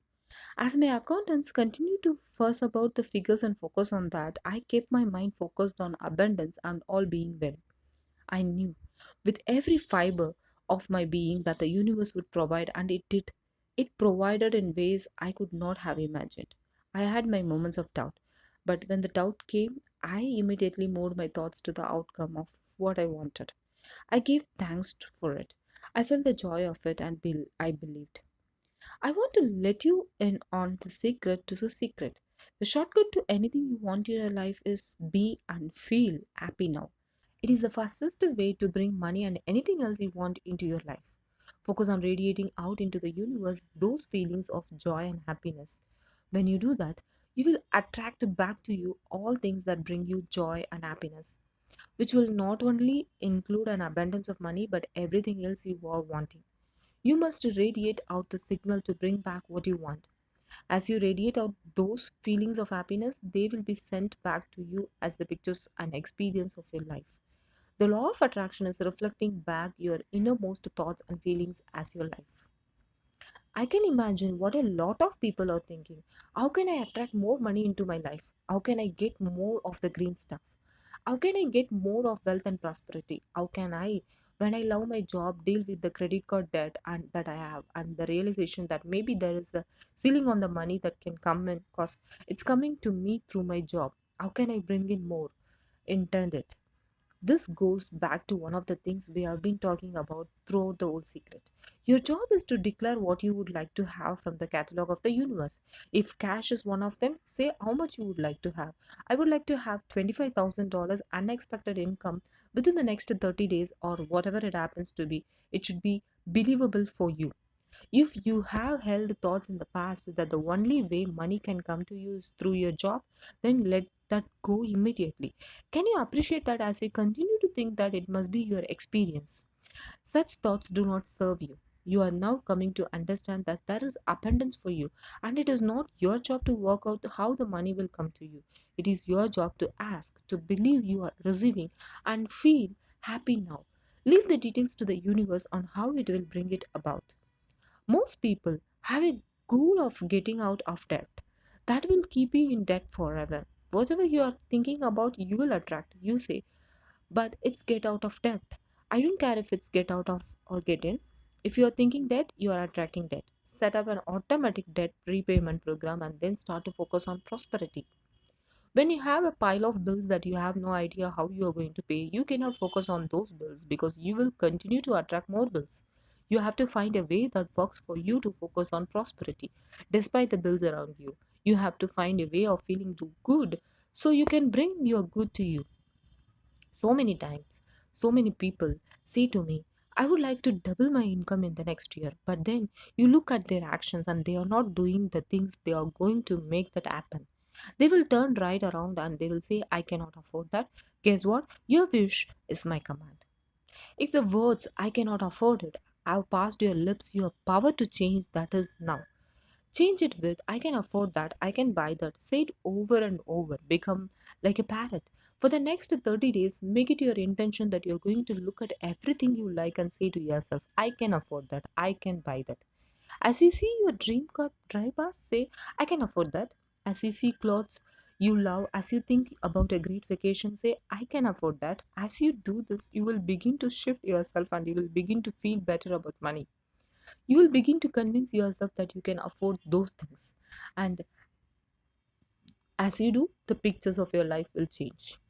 When you focus on lack and scarcity and what you don't have, you fuss about it with your family, you discuss it with your friends, and you tell your children that you don't have enough. We don't have enough for that, we cannot afford that. Then you will never be able to afford it because you begin to attract more of what you don't have. If you want abundance, if you want prosperity, then focus on abundance, focus on prosperity. The spiritual substance from which comes all visible wealth is never depleted. It is right with you all the time and responds to your faith in it and your demands on it. Now that you know the secret, when you see someone who is wealthy, you will know that the person's predominant thought is wealth and not on scarcity, and that they have drawn wealth to them, whether they did it consciously or unconsciously. They focused on thoughts of wealth, and the universe moved people, circumstances, and events to deliver wealth to them. The wealth that they have, you have also. The only difference between you and them is that they thought the thoughts to bring the wealth to them. Your wealth is waiting for you in the invisible and to bring it into the visible. Think wealth. When I first understood the secret, every day I would get a bunch of bills in the mail. I thought, how do I turn this around? The law of attraction states that what you focus on, you will get. So I got a bank statement. I witted out the total and I put a new total in there. I put exactly how much I wanted to see in the bank. So I thought, what if I just visualized the checks coming in the mail? So I just visualized a bunch of checks coming in the mail. Within just 1 month, things started to change. It is amazing. Today I just get checks in the mail. I get a few bills, but I get more checks than bills. Since the film The Secret was released, we have received hundreds and hundreds of letters from people who have said that since watching the film, they have received unexpected checks in the mail. And it happened because as they gave their focus and attention to David's story, they brought checks to them. A game I created that helped to shift my feelings about my pile of bills was to pretend that the bills were actually checks. I would jump for joy as I opened them and say, more money for me. Thank you, thank you. I took each bill, imagined it was a check, and then I added a zero to it in my mind to make it even more. I got a notepad and wrote at the top of the page, I have received. And then I would list all the amounts of the bills with an added zero. Next to each amount, I would write thank you and feel the feelings of gratitude for receiving it to the point where I had tears in my eyes. Then I would take each bill, which looked very small compared to what I had received, and I would pay it with gratitude. I never opened my bills until I had got myself into the feeling that they were checks. If I opened my bills before convincing myself they were checks, my stomach would churn when I opened them. I knew that the emotion of the churning in my stomach was powerfully bringing more bills. I knew I had to erase that feeling and replace it with joyful feelings so I could bring more money into my life. In the face of a pile of bills, that game worked for me and it changed my life. There are so many games you can create, and you will know what works best for you by the way you feel inside. When you make believe, the result come fast. I grew up on you have to work hard for money. So I replaced that with money comes easily and frequently. Now, in the beginning, it feels like a lie, right? There is a part of your brain that will say, oh, you're a liar. It's odd. So you have to know it's this little tennis match that will go on for a while. If you had thoughts of have to work really hard and struggle to have money, let them go immediately. By thinking those thoughts, you emitted that frequency and they became the pictures of your life experience. Take Laurel Langemire's advice and replace those thoughts with money comes easily and frequently. When it comes to creating wealth, wealth is a mindset. It's all about how you think. I would say 80% of the coaching that I would do with folks is about their psychology and the way they think. I know when people say, oh, you can do it, I cannot. People have the capability to change their inner relationship and conversation with money. The good news is that the moment you decide that what you know is more important than what you have been taught to believe, you'll have shifted gears in your quest for abundance. Success comes from within, not from without. You have got to feel good about money to attract more to you. Understandably, when people do not have enough money, they do not feel good about money because they don't have enough. But those negative feelings about money are stopping more money coming to you. You have got to stop the cycle, and you stop it by starting to feel good about money and being grateful for what you have. Start to say and feel, I have more than enough. There is an abundance of money and it's on its way to me. I'm a money magnet. I love money and money loves me. I'm receiving money every day. Thank you, thank you, thank you. Give money to get money. Giving is a powerful action to bring more money into your life because when you are giving, you are saying, I have plenty. It will not be surprising to you to learn that the wealthiest people on the planet are the greatest philanthropists. They give away vast amounts of money, and as they give by the law of attraction, the universe opens up and floods vast amounts of money back to them, multiply. If you are thinking, I don't have enough money to give, Bingo. Now you know why you don't have enough money. When you think you don't have enough to give, start giving. As you demonstrate a faith in giving, the law of attraction must give you more to give. There is a big difference between giving and sacrificing. Giving from a heart that is overflowing feels so good. Sacrificing does not feel good. Don't confuse the two. They are diametrically opposed. One emits a signal of lack and the other emits a signal of more than enough. One feels good and one does not feel good. Sacrifice will eventually lead to resentment. Giving from a full heart is one of the most joyous things you can do, and the law of attraction will grab hold of that signal and flood even more into your life. You can feel the difference. I find so many people who make a tremendous amount of money but their relationships stink, and that's not wealth. You can go after the money and you might get rich, but it doesn't guarantee you will be wealthy. I'm not suggesting that money isn't part of wealth, it absolutely is, but it's only a part. And then I meet a lot of people who are spiritual but they are sick and broke all the time. That's not wealth either. Life's meant to be abundant in all areas. If you have been brought up to believe that being wealthy is not spiritual, then I highly recommend you read the Millionaires of the Bible series by Catherine Ponder. In these glorious books, you will discover that Abraham, Isaac, Jacob, Joseph, Moses, and Jesus were not only prosperity teachers but also millionaires themselves with more affluent lifestyles than many present day millionaires could conceive of. You are the heir to the kingdom. Prosperity is your birthright, and you hold the key to more abundance in every area of your life than you can possibly imagine. You deserve every good thing you want, and the universe will give you every good thing you want. But you have to summon it into your life. Now you know the secret. You have the key. The key is your thoughts and feelings, and you have been holding the key in your hand all of your life. Many people in Western culture are striving for success. They want the great home, they want their businesses to work, they want all these outer things. But what we found in our research is that having these outer things does not necessarily guarantee what we really want, which is happiness. So we go for these outer things thinking they are going to bring us happiness, but it's backward. You need to go for the inner joy, the inner peace, the inner vision first, and then all of the outer things appear. Everything you want is an inside job. The outside world is the world of effects. It's just the result of thoughts. Set your thoughts and frequency on happiness. Radiate the feelings of happiness and joy within you. And transmit that into the universe with all of your might, and you will experience true heaven on earth. Chapter number 6: The Secret to Relationships. The secret means that we are creators of our universe and that every wish that we want to create will manifest in our lives. Therefore, our wishes, thoughts, and feelings are very important because they will manifest. One day, I went into the home of an art director, a very famous film producer, too.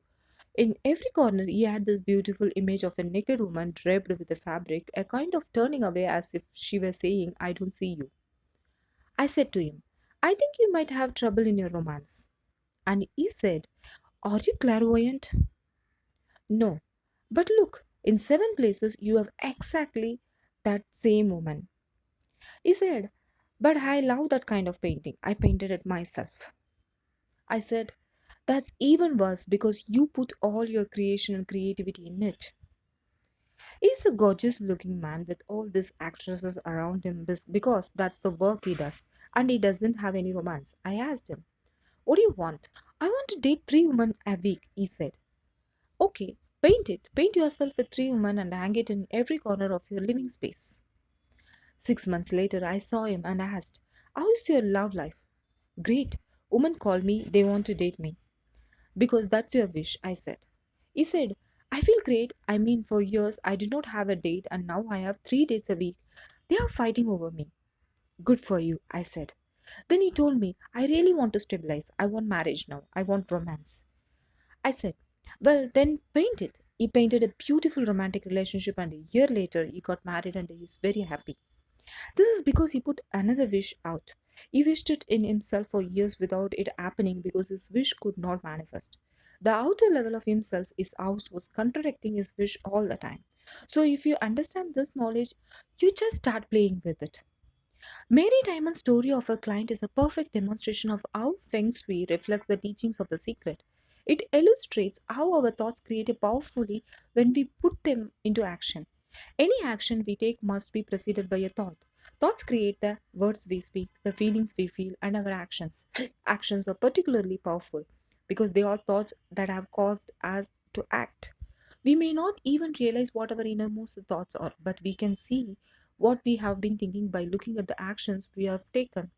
In the story of the film producer, his innermost thoughts were reflected in his actions and surroundings.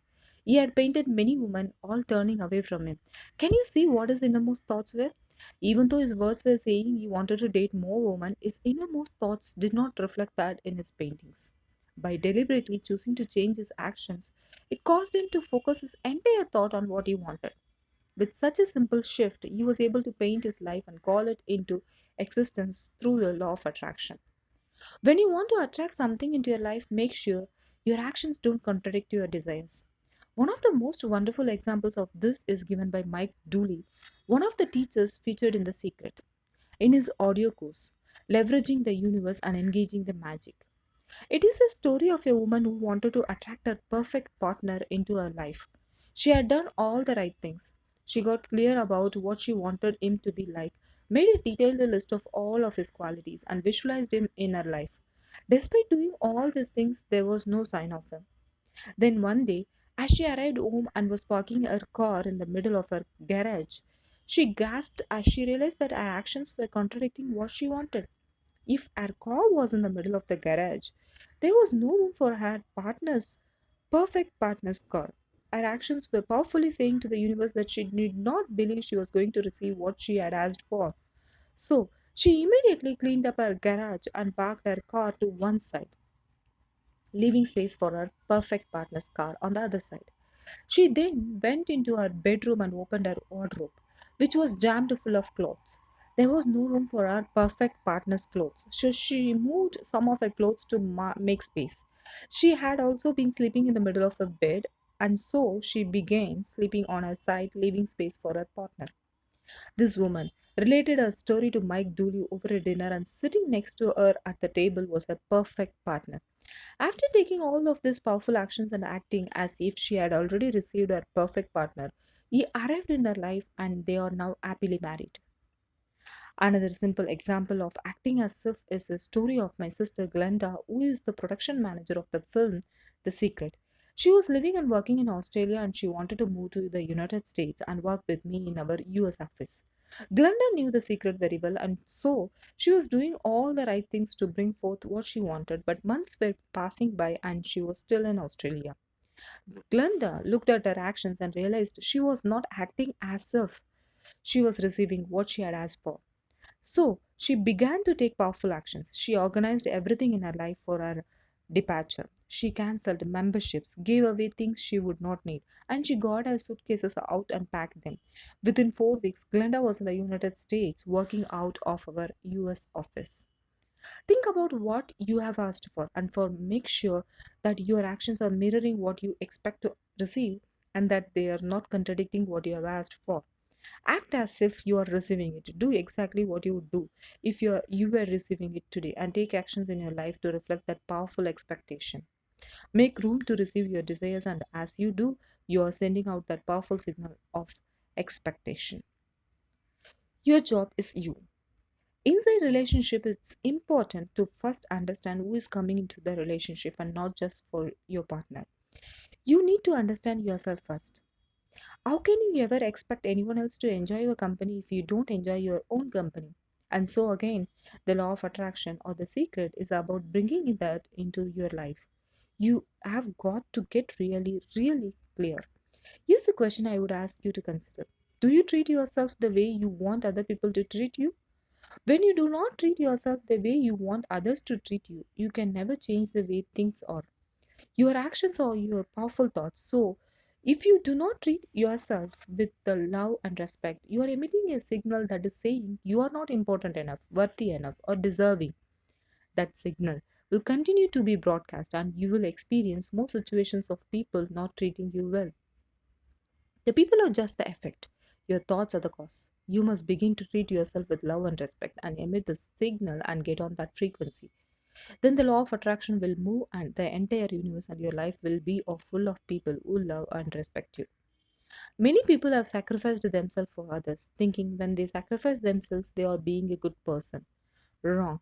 To sacrifice yourself, you can only come from thoughts of absolute lack because it is saying, there is not enough for everyone, so I will go without.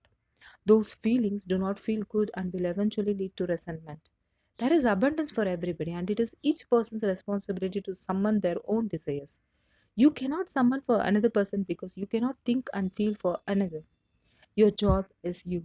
When you make feeling good a priority, that magnificent frequency will radiate and touch everyone close to you. You become the solution for you. Don't point to another person and say, now you owe me and you need to give me more. Instead, give more to yourself. Take time off to give to yourself and, in a sense, to fill yourself up to fullness to where now you can overflow in giving. To acquire love, fill yourself up with it until you become a magnet. Many of us were taught to put ourselves last, and as a consequence, we attracted feelings of being unworthy and undeserving. As those feelings lodged within us, we continue to attract more life situations that add us feel more unworthy and not enough. You must change that thinking. Undoubtedly, to some, the idea of giving so much love to self will seem very cold, odd, and unmerciful. Still, this matter may be seen in a different light. When we find that looking out for number one, as directed by the infinite, is really looking out for number two and is indeed the only way to permanently benefit number two. Unless you fill yourself up first, you have nothing to give anybody. Therefore, it is imperative that you tend to you first. Attend to your joy first. People are responsible for their own joy. When you tend to your joy and do what makes you feel good, you are a joy to be around and you are a shining example to every child and every person in your life. When you are feeling joy, you don't even have to think about giving. It is a natural overflow. I got into many relationships expecting my partner to show me my beauty because I didn't see my own beauty. When I was growing up, my heroes or my sheroes were the Bionic Woman, Wonder Woman, and Charlie's Angels. And while they are wonderful, they didn't look like me. It wasn't until I fell in love with Lisa, I fell in love with my mocho skin, my full lips, my round hips, my curly back hair. It wasn't until that happened that the rest of the world was able to fall in love with me as well. The reason you have to love you is because it is impossible to feel good if you don't love you. When you feel bad about yourself, you are blocking all the love and all the good that the universe has for you. When you feel bad about yourself, it feels as though you are sucking the life out of you because all of your good on every single subject, including health, wealth, and love, is on the frequency of joy and feeling good. The feeling of having unlimited energy and that amazing feeling of health and wellness are all on the frequency of feeling good. When you don't feel good about you, you are on a frequency that is attracting more people, situations, and circumstances that will continue to make you feel bad about you. You must change your focus and begin to think about all the things that are wonderful about you. Look for the positives in you. As you focus on those things, the law of attraction will show you more great things about you. You attract what you think about. All you have to do is begin with one prolonged thought of something good about you, and the law of attraction will respond by giving you more like thoughts.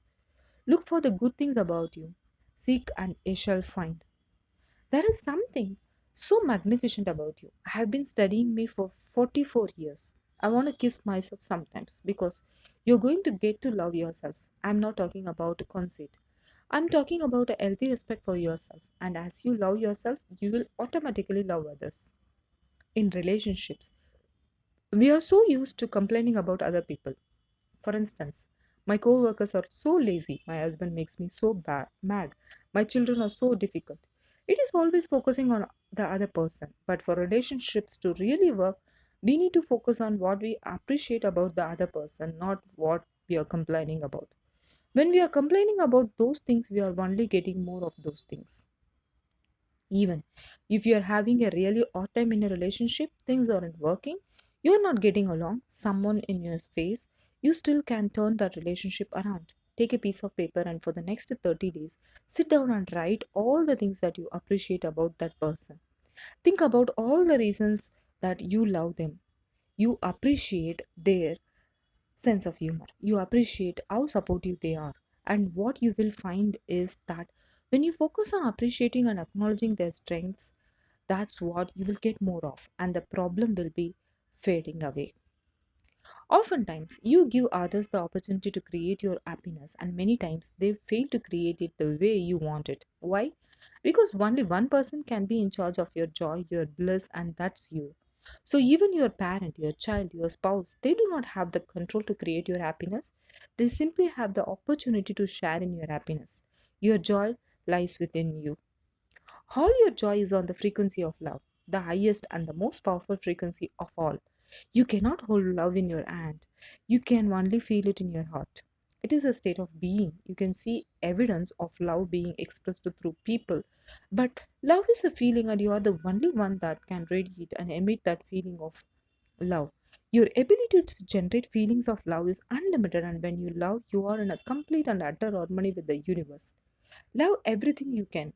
Love everyone you can. Focus only on things you love. Feel love, and you will experience that love and joy coming back to you, multiplied. The law of attraction must send you back more things to love. As you radiate love, it will appear as though the entire universe is doing everything for you, moving every joyful thing to you, and moving every good person to you. In truth, it is. Chapter number 7, The Secret to Health. Our body is really the product of our thoughts. We are beginning to understand in medical science the degree to which the nature of thoughts and emotions actually determines the physical substance and structure and function of our bodies. We have known in the healing odds of a placebo effect. A placebo is something that supposedly has no impact and no effect on the body, like a sugar pill. You tell the patient that this is just as effective, and what happens is the placebo sometimes has the same effect, if not greater effect, than the medication that is supposed to be designed for that effect. They have found out that the human mind is the biggest factor in the healing odds, sometimes more so than the medication. As you are becoming aware of the magnitude of the secret, you will begin to see more clearly the underlying truth of certain occurrences in humankind, including in the area of health. The placebo effect is a powerful phenomenon. When patients think and truly believe is the tablet is a cure, they will receive what they believe and they will be cured. If somebody is in a situation where they are sick and they have an alternative to try to explore what is in their mind creating it versus using medicine, if it is an acute situation that would really bring death to them, then obviously the medicine is a wise thing to do while they explore what the mind is about. So, you don't want to negate medicine. Every form of healing has a place. Healing through the mind can work harmoniously with medicine. If pain is involved, then medicine can help to eliminate the pain, which then allows the person to be able to focus with great force on health. Thinking perfect health is something anybody can do privately within themselves, no matter what is happening around them. The universe is a masterpiece of abundance. When you open yourself to feel the abundance of the universe, you will experience the wonder, joy, bliss, and all the great things that the universe has for you: good health, good wealth, good nature. But when you shut yourself off with negative thoughts, you will feel the discomfort, you will feel the aches, you will feel the pain, and you will feel as if every day is painful to get through. We have got 1,000 different diagnoses and diseases out there. They are just the weak link. They are all the result of one thing: stress. If you put enough stress on the chain and you put enough stress on the system, then one of the links breaks.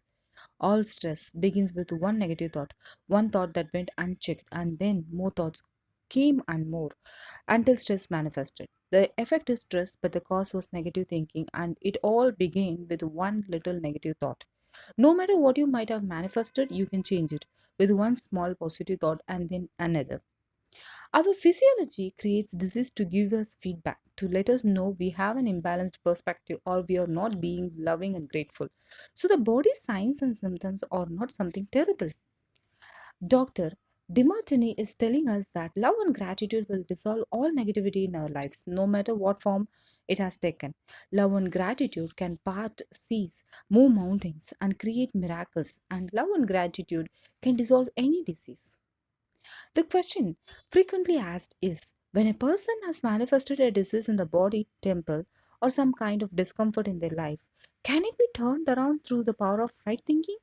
And the answer is absolutely yes. Laughter is the best medicine. I was diagnosed with breast cancer. I truly believed in my heart with my strong faith that I was already healed. Each day I would say, "Thank you for my healing." On and on and on I went. "Thank you for my healing." I believed in my heart I was healed. I saw myself as if cancer was never in my body. One of the things I did to heal myself was to watch very funny movies. That's all. We would do was just laugh, laugh, and laugh. We couldn't afford to put any stress in my life because we knew stress was one of the worst thing you can do while you are trying to heal yourself. From the time I was diagnosed to the time I was healed was approximately 3 months, and that's without any radiation or chemotherapy. This beautiful and inspiring story from Getty Goodman demonstrates three magnificent powers in operation: the power of gratitude to heal, the power of faith to receive, and the power of laughter and joy to dissolve disease in our bodies. Kathy was inspired to include laughter as part of her healing after hearing about the story of Norman Cousins. Norman had been diagnosed with an incurable disease. The doctors told him he had just a few months to live. Norman decided to heal himself. For 3 months, all he did was watch funny movies and laugh and laugh and laugh. The disease left his body in those 3 months, and the doctors proclaimed his recovery a miracle. As he laughed, Norman released all negativity and he released the disease. Laughter really is the best medicine. We all come with a built in basic program. It's called self healing. You get a wound, it grows back together. You get a bacterial infection, the immune system comes and takes care of those bacteria and heals it up.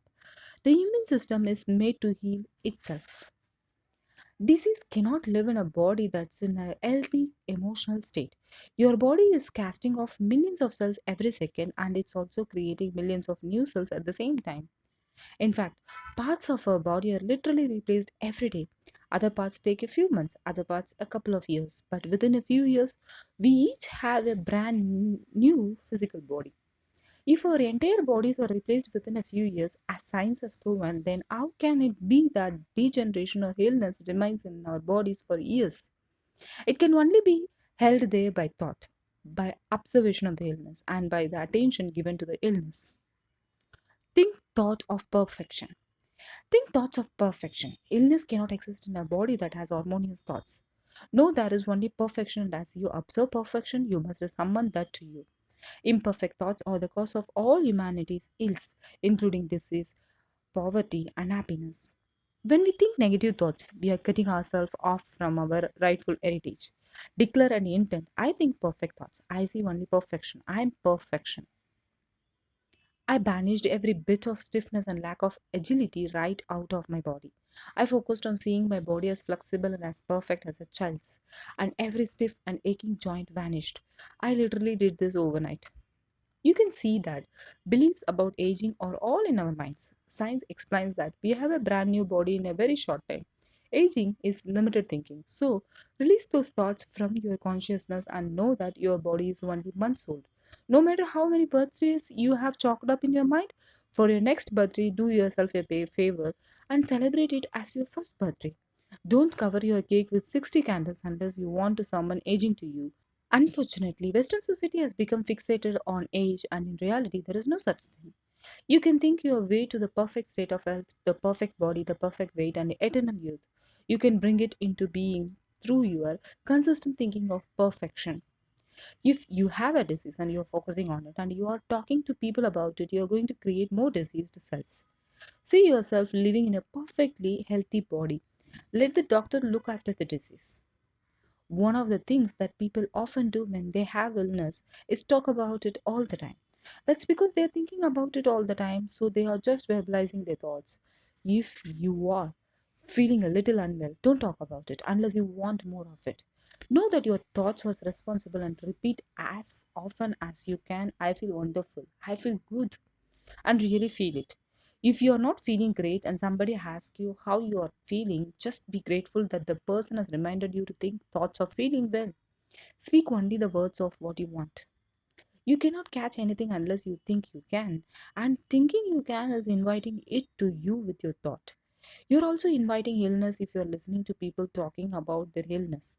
As you listen, you are giving all of your thought and focus to illness. And when you give all of your thought to something, you're asking for it. And you are certainly not helping them.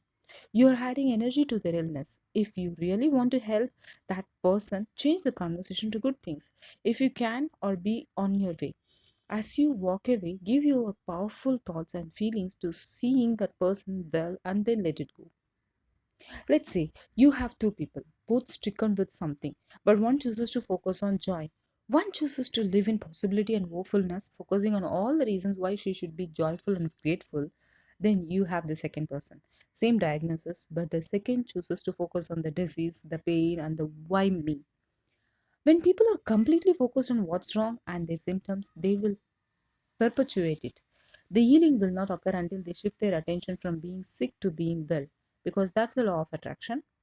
Let us remember so far so as we can that every unpleasant thought is a bad thing, literally put in the body. Happier thoughts lead to essentially a happier biochemistry, happier, healthier body. Negative thoughts and stress have been shown to seriously degrade the body and the functioning of the brain because it's our thoughts and emotions that are continuously reassembling, reorganizing, recreating our body. No matter what you have manifested in records to your body, you can change it inside and out. Start thinking happy thoughts and start being happy. Happiness is the feeling state of being. You have your finger on the feeling happy button. Press it now and keep your finger pressed down on it firmly no matter what is happening around you. Remove psychological stress from the body, and the body does what it was designed to do. It heals itself. You don't have to fight to get rid of a disease. Just a simple process of letting go of negative thoughts will allow your natural state of health to emerge within you, and your body will heal itself. I've seen kidneys regenerated, I've seen cancer dissolved, I've seen eyesight improve and come back. I had been wearing reading glasses for about 3 years before I discovered the secret. One night, as I was tracing the knowledge of the secret back through the centuries, I found myself reaching for my glasses to see what I was reading, and I stopped in my tracks. The realization of what I had done struck me like a lightning bolt. I had listened to society's message that eyesight diminishes with age. I had watched people stretch their arms out so that they could read something. I had given my thought to eyesight diminishing with age and I had brought it to me. I hadn't done it deliberately, but I had done it. I knew that what I had brought into being with thoughts I could change. So I immediately imagined myself seeing as clearly as when I was 21 years old. I saw myself in dark restaurants, on planes, and at my computer, reading clearly and effortlessly. And I said over and over, I can see clearly, I can see clearly. I felt the feelings of gratitude and excitement for having clear vision. In 3 days, my eyesight had been restored, and I now do not own reading glasses. I can see clearly. When I told Dr. Ben Johnson, one of the teachers from The Secret, about what I had done, he said to me, "Do you realize what had to happen to your eyes for you to do that in 3 days?" I replied, "No, and thank goodness I didn't know. So that thought was not in my head. I just knew I could do it and that I could do it fast. Sometimes less information is better." Dr. Johnson eliminated an incurable disease from his own body, so the restoration of my eyesight seemed like nothing to me compared with his own miracle story. In fact, I expected my eyesight to come back overnight, so 3 days was no miracle in my mind. Remember, time and size do not exist in the universe. It is as easy to heal a pimple as a disease. The process is identical. The difference is in our minds. So, if you have attracted some affliction to you, reduce it in your mind to the size of a pimple.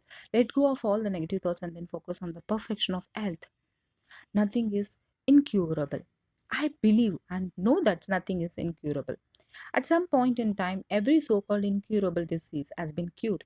In my mind and in the world I create, incurable does not exist. There is plenty of room for you in this world, so come join me and all who are here.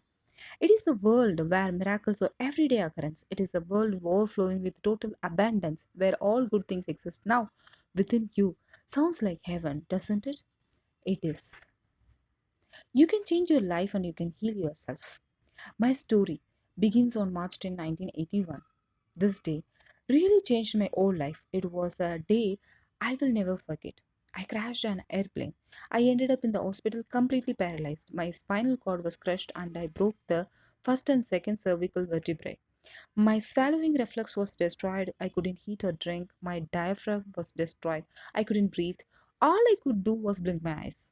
The doctors, of course, said I would be like a vegetable the rest of my life.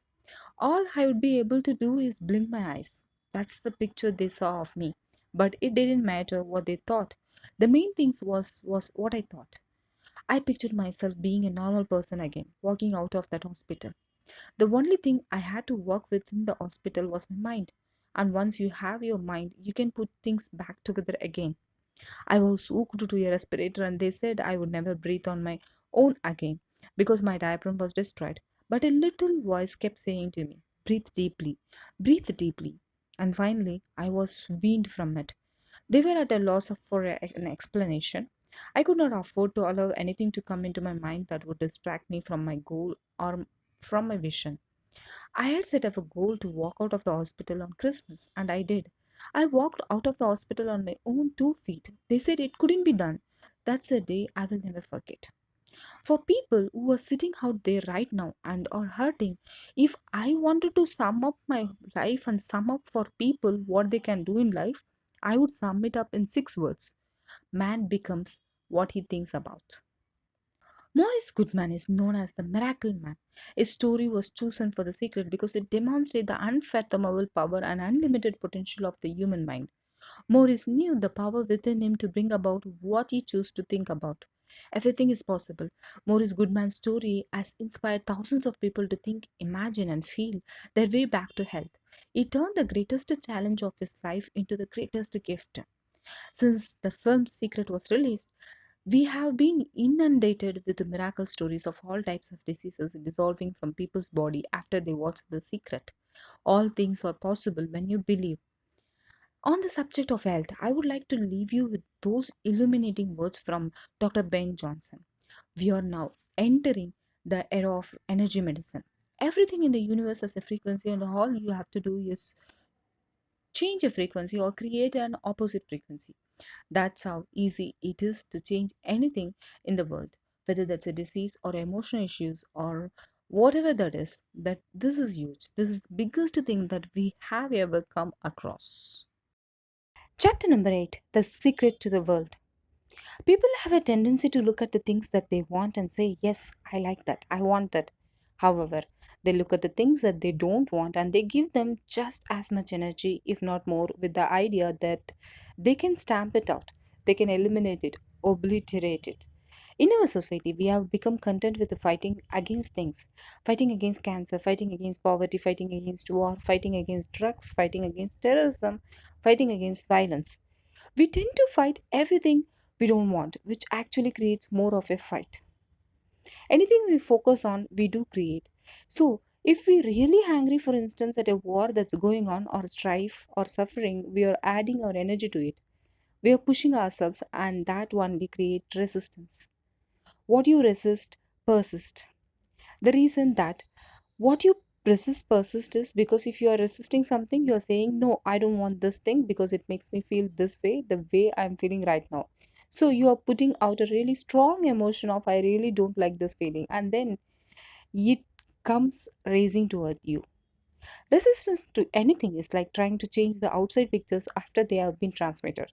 It's a futile pursuit. You have to go within and emit a new signal with your thoughts and feelings to create the new pictures. As you resist what has appeared, you're adding more energy and more power to those pictures you don't like. And you are bringing more of them at a furious rate. The event or circumstances can only get bigger because this is the law of the universe. The anti war movement creates more war. The anti drug movement has actually created more drugs because we are focusing on what we don't want drugs. People believe that if we really want to eliminate something, focus on that. How much sense does it make for us to give the particular problem all of the energy as opposed to focusing on trust, love, living in abundance, education, or peace? Mother Teresa was brilliant. She said, I will never attend an anti war rally. If you have a peace rally, invite me. She knew, she understood the secret. Look what she manifested in the world. So, if you are anti war, be pro peace instead. If you are anti anger, be pro people having more than enough to eat. If you are anti a particular politician, be pro his opponent. Often, elections are tipped in favor of the person that the people are really against because he is getting all the energy and all the focus. Everything in this world began with one thought. The bigger things get bigger because more people give their thoughts to it after it has appeared. Then, those thoughts and emotions keep that every moment in our existence and make it bigger. If we took our minds off it and focused instead of love, it could not exist. It could evaporate and disappear. Remember, and this is one of the most difficult as well as most wonderful statements to grasp. Remember that no matter what the difficulty is, no matter where it is, no matter who is affected, you have no patient but yourself. You have nothing to do but convince yourself of the truth which you desire to see manifested. It's okay to notice that you don't want because it gives you contrast to say, this is what I do want. But the fact is, the more you talk about what you don't want or talk about how bad it is, read about that all the time, and then say how terrible it is, well, you're creating more of that. You cannot help the world by focusing on the negative things. As you focus on the negative events of the world, you not only add to them, you bring more negative things into your own life at the same time. When the pictures have appeared of something you do not want, it is your cue to change your thinking and emit a new signal. If it is a world situation, you are not powerless. You have all the power. Focus on everybody being in joy. Focus on abundance of food. Give your powerful thoughts to what is wanted. You have the ability to give so much to the world by emitting feelings of love and well being despite what is happening around you. So many times people say to me, well, James, have to be informed. Maybe you have to be informed, but you don't have to be inundated. When I discovered the secret, I made a decision that I would not watch the news or read newspapers anymore because it did not make me feel good. The news services and the newspapers are not in any way to blame for broadcasting bad news. As a global community, we are responsible for it. We buy more newspapers when a huge drama is the headline. The news channels ratings skyrocket when there is a national or international disaster. So the newspapers and news services gives us more bad news because as a society that's what we are saying we want. The media is effect and we are cause. It is just the law of attraction in action. The news services and newspapers will change what they deliver to us when we emit a new signal and focus on what we want. Learn to become still and to take your attention away from what you don't want and all the emotional charge around it, and place the attention on what you wish to experience. Energy flows where attention goes. Think truly, and thy thoughts shall the old famine feed. Are you beginning to see the phenomenal power you have in this world just through your existence? As you focus on the good things, you feel good and you are bringing more good things to the world. At the same time, you are bringing more good things into your own life. When you feel good, you uplift your life and you uplift the world. The law is perfection in operation. I always say, when the voice and the vision on the inside become more profound, clear, and loud than the opinions on the outside, you have mastered your life. It is not your job to change the world or the people around you. It is your job to go with the flow inside of the universe and to celebrate it inside the world that exists. You are the master of your life, and the universe is answering your every command. Don't become mesmerized by the pictures that have appeared if they are not what you want. Take responsibility for them, make light of them if you can, and let them go. Then think new thoughts of what you want, feel them, and be grateful that it is done. The universe is abundant. One of the questions I get asked all the time is if everyone uses the secret and they all treat the universe like a catalog, aren't we going to run out of stuff? Won't everyone just make a run for it and bust the hank? What's beautiful about the teaching of the secret is that there is more than enough to go around for everyone. There is a lie that acts like a virus within the mind of humanity, and that lie is there is not enough good to go around. There is a lack, and there is limitation, and there is just not enough. And that lie has people living in fear, greed, stinginess. And those thoughts of fear, greed, stinginess, and lack become their experience. So the world has taken a nightmare pill. The truth is that there is more than enough good to go around. There is more than enough creative ideas. There is more than enough power.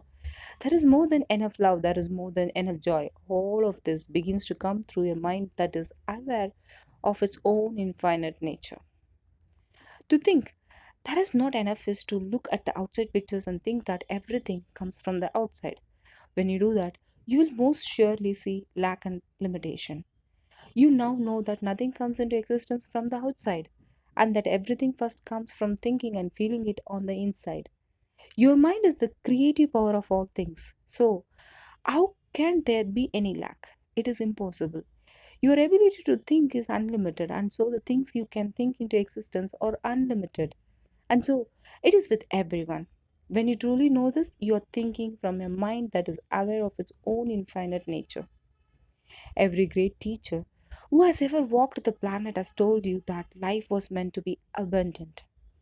The essence of this law is that you must think abundance, see abundance, feel abundance, believe abundance.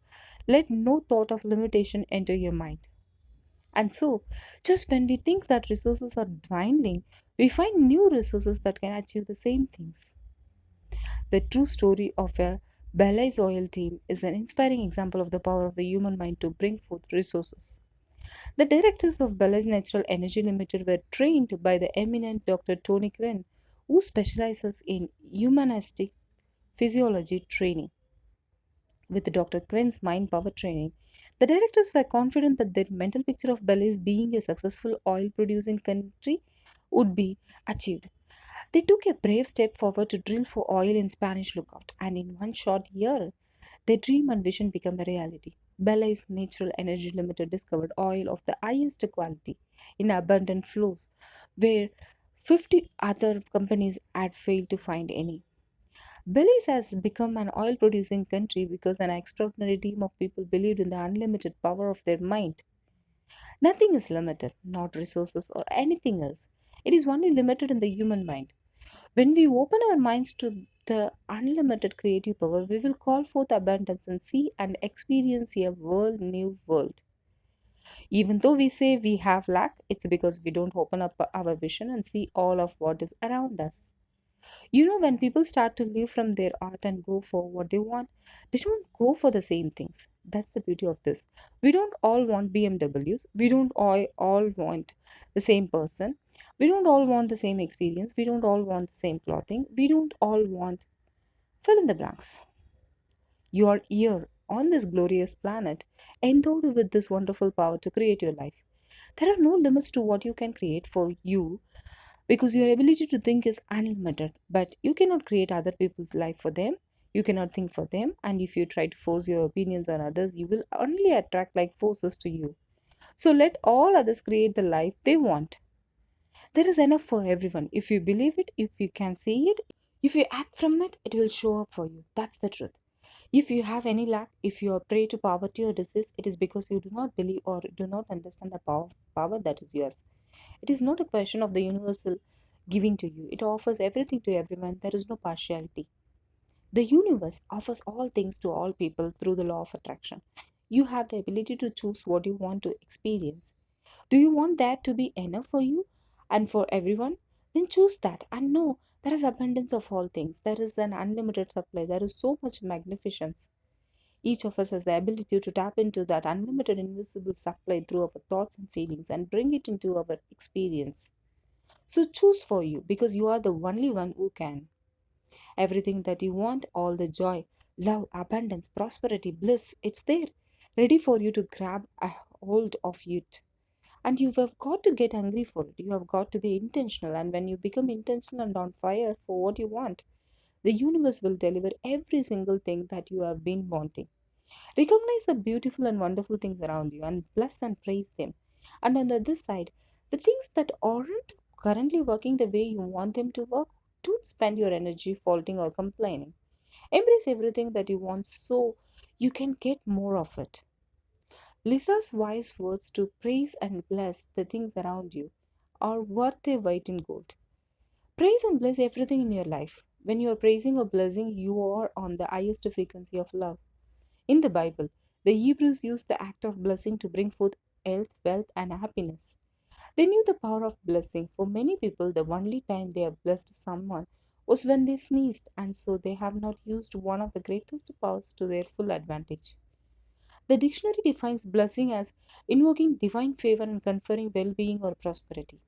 So begin right now to invoke the power of blessing in your life and bless everything and everyone. Likewise, with the praising. For when you are praising someone or something, you are giving love, and as you emit that magnificent frequency, it will return to you a hundredfold. Praising and blessing dissolves all negativity. So praise and bless your enemies. If you curse your enemies, the curse will come back to harm you. If you praise and bless them, you will dissolve all negativity and discord, and the love of the praising and blessing will return to you. As you praise and bless, you will feel yourself shift into a new frequency with the feedback of good feelings. Most of the leaders in the past missed the great part of the secret, which is to empower and share with others. This is the best time to have ever been alive in history. It is the first time we have ever had the power to gain knowledge at our fingertips. With this knowledge, you are becoming aware of the truth of the world and yourself. My greatest insight into the secret on the subject of the world came from the teachings of Robert Collier, Prentice Mulford, Charles Annell, and Michael Bernard Beckwith. With that understanding came total freedom. I truly hope that you can come to the place of that same freedom. If you can, then through your existence and the power of your thoughts, you will bring the greatest good to this world and to the future of all humankind. Chapter 9, The Secret to You. When we look around us, even at our own bodies, what we see is the tip of the iceberg. Think of this for a moment. Look at your hand. It looks solid, but it's really not. If you put it under a proper microscope, you would see a mass of energy vibrating. Everything is made up of exact the same thing, whether it's your hand, the ocean, or a star. Even everything is energy. And let me help you to understand that just a little bit. That is the universe, our galaxy, our planet, and then individuals, and then inside of this body or organ systems, then cells, then molecules, and then atoms, and then there is energy.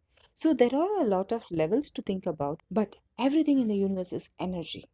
When I discovered the secret, I wanted to know what science and physics understood in terms of this knowledge. What I found was absolutely amazing.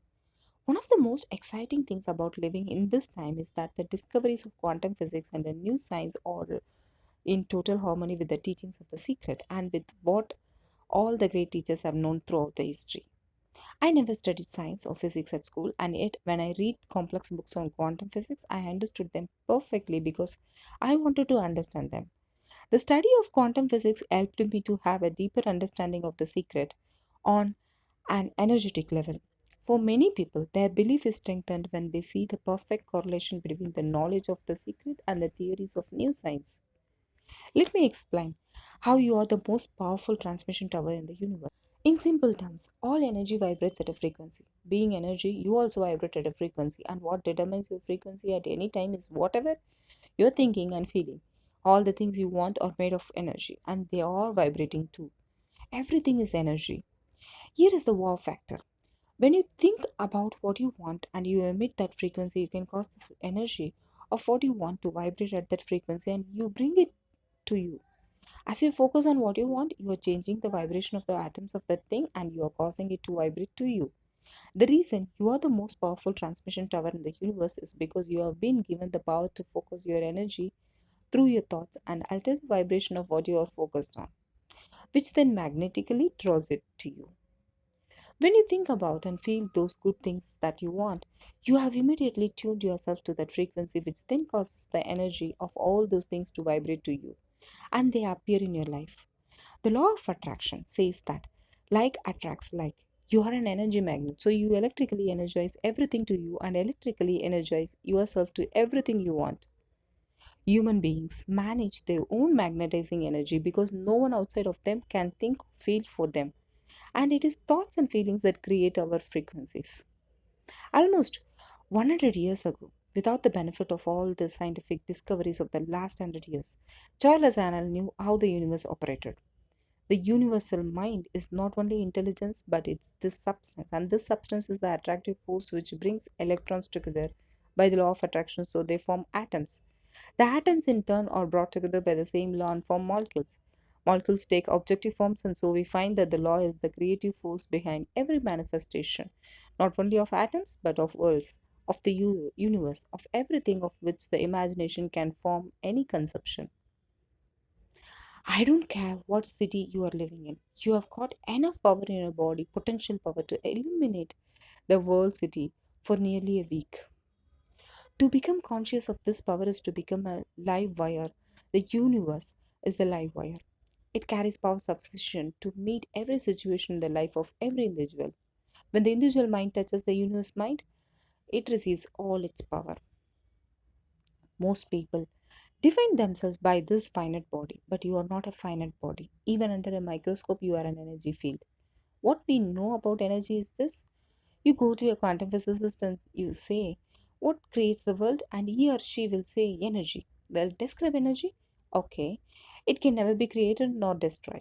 It always was, always has been. Everything that ever existed always exists. It's moving into form, through form, and out of form. You go to a theologian and ask the question, what created the universe? And he or she will say, God. Okay, describe God. Always was and always has been, never can be created or destroyed. All that ever was, always will be, always moving into form, through form, and out of form. You see, it's the same description, just different terminology. So, if you think you are this meat suit running around, think again. You are a spiritual being, you are an energy field operating in a larger energy field. How does all of this make you spiritual being? For me, the answer to that question is one of the most magnificent part of the teachings of the secret. You are energy, and energy cannot be created or destroyed. Energy just changes form, and that means you, the true essence of you, the pure energy of you, has always been and always will be. You can never not be. On a deep level, you know that. Can you imagine not being? Despite everything you have seen and experienced in your life, can you imagine not being? You cannot imagine it because it is impossible. You are eternal energy, the one universal mind. Quantum mechanics confirms it, quantum cosmology confirms it. That's the universe essentially emerges from thought, and all of this matter around us is just precipitated thought. Ultimately, though are the sources of the universe, and when we understand that power directly by experience, we can start to exercise our authority and begin to achieve more and more. Create anything, know anything from within the field of our own consciousness, which ultimately is universal consciousness that runs the universe. So, depending upon how we use that power, positively or negatively, that's the kind of body in terms of health, that's the kind of environment we create. So, we are the creators not only of our own destiny, but ultimately we are the creators of universal destiny. We are the creators of the universe, so there is no limit really to human potential. It is the degree to which we recognize those deep dynamics and exercise them, the degree to which we harness our power, and that really has to do again with the level at which we think. Some of the greatest teachers and avatars describe the universe the same way as Dr. Aguilar by saying that all that exists is the one universal mind, and there is no way that the one mind is not. It exists in everything. The one mind is all intelligence and all wisdom and all perfection, and it is everything and everywhere all at the same time. If everything is the one universal mind and the whole of it exists everywhere, then it is all in you. Let me help you understand what that means for you. It means that every possibility already exists. All knowledge, all discoveries, and all inventions of the future are in the universal mind as possibilities waiting for the human mind to draw them forth. Every creation and invention is in history has also been drawn from the universal mind, whether the person consciously knew that or not. How do you draw from it? You do it through your awareness of it and by using your wonderful imagination. Look around you for needs waiting to be filled. Imagine if we had a great invention to do this, or imagine if we had a great invention to do that. Look for the needs and then imagine and think their fulfillment into being. You don't have to work out the discovery or the invention. The Supreme Mind holds that possibility. All you have to do is hold your mind on to the end result and imagine filling the need, and you will call it into being. As you ask and feel and believe, you will receive. There is an unlimited supply of ideas waiting for you to tap into and bring forth. You hold everything in your consciousness. Divine mind is the one and only reality. We are all connected. We just don't see it. There is it and out there and in here. Everything in the universe is connected. It is just one energy field. So, whichever way you look at it, the result is still the same. We are one. We are all connected and we are all part of the one energy field, or the one supreme mind, or the one consciousness, or the one creative source. Call it whatever you want, but we are all one. If you think about the law of attraction now in terms of us all being one, you will see its absolute perfection. You will understand why your negative thoughts about someone else will return to harm only you. We are one. You cannot be harmed unless you call harm into existence by emitting those negative thoughts and feelings. You have been given free will to choose, but when you think negative thoughts and have negative feelings, you're separating yourself from the one and all good. Think about every negative emotion there is, and you will discover that every one of them is based in fear. They come from thoughts of separation and from seeing yourself as separate from another. Competition is an example of separation. First, when you have thoughts of competition, it is coming from a lack mentality. As you are saying, there is a limited supply. You're saying there is not enough for everybody, so we have to compete and fight to get things. When you compete, you can never win, even if you think you won by the law of attraction. As you compete, you will attract many people and circumstances to compete against you in every single aspect of your life, and in the end, you will lose. We are all one. And so, when you compete against you. You have to get competition out of your mind and become a creative mind. Focus only on your dreams, your visions, and take all competition out of the equation. The universe is the universal supply and supplier of everything. Everything comes from the universe and it is delivered to you through people, circumstances, and events by the law of attraction. Think of the law of attraction as the law of supply. It is the law that enables you to draw from the infinite supply. When you emit the perfect frequency of what you want, the perfect people, circumstances, and events will be attracted to you and delivered. It is not people who are giving you the things you desire. If you hold that false belief, you will experience lack because you are looking at the outside world and people as the supply. The true supply is the invisible field. Whether you call that the universe, the supreme mind, God, infinite intelligence, or whatever else. Whenever you receive anything, remember that you attracted it to you by the law of attraction. And by being on the frequency and in harmony with the universal supply, the universal intelligence which pervades everything moved people, circumstances, and events to give that thing to you because that is the law. We often get distracted with this thing called our body and our physical being that just holds your spirit. And your spirit is so big it fills a room. Your eternal life, your God manifested in human form, made to perfection. Scripturally, we could say that we are the image and likeness of God. We could say there are another way that the universe is becoming conscious of itself. We could say that we are the infinite field of unfolding possibility. All of that would be true. 99% of who you are is invisible and untouchable. You are God in a physical body. You are spirit in the flesh. You are eternal life expressing itself as you. You are a cosmic being. You are all power. You are all wisdom. You are all intelligence. You are perfection. You are magnificence. You are the creator and you are creating the creation of you on this planet. Every tradition has told you that you were created in the image and likeness of the creative source. That means that you have got potential and power to create your world and you are. Maybe you have created things to this point that are wonderful and worthy of you. Maybe you haven't. The question I would ask you to consider is, are the results you have in your life what you really want? And are they worthy of you? If they are not worthy of you, then wouldn't now be the right time to change those? Because you have the power to do that. All power is from within and therefore under our control. You are not your past. A lot of people feel like they are victims in life. They will often point to past events, perhaps growing up with an abusive parent or in a dysfunctional family. Most psychologists believe that about 80% of families are dysfunctional. So all of a sudden, you are not so unique. Were all girlies. My dad abused me. My mother divorced him when I was 6. I mean, that's almost everybody's story in some form or not. The real question is, what are you going to do now? What do you choose now? Because you can either keep focusing on that or you can focus on what you want. And when people start focusing on what they don't want falls away and what they want expands and the other part disappears. A person who sets his or her mind on the dark side of life, who lives over and over the misfortunes and disappointments of the past, prays for similar misfortunes and disappointments in the future. If you will see nothing but ill luck in the future, you are praying for such ill luck and will surely get it. If you go back over your life and focus on the difficulties from the past, you're just bringing more difficult circumstances to you now. Let it all go, no matter what it is. Do it for you. If you hold a grudge or blame someone for something in the past, you are only harming you. You are the only one who can create the life you deserve.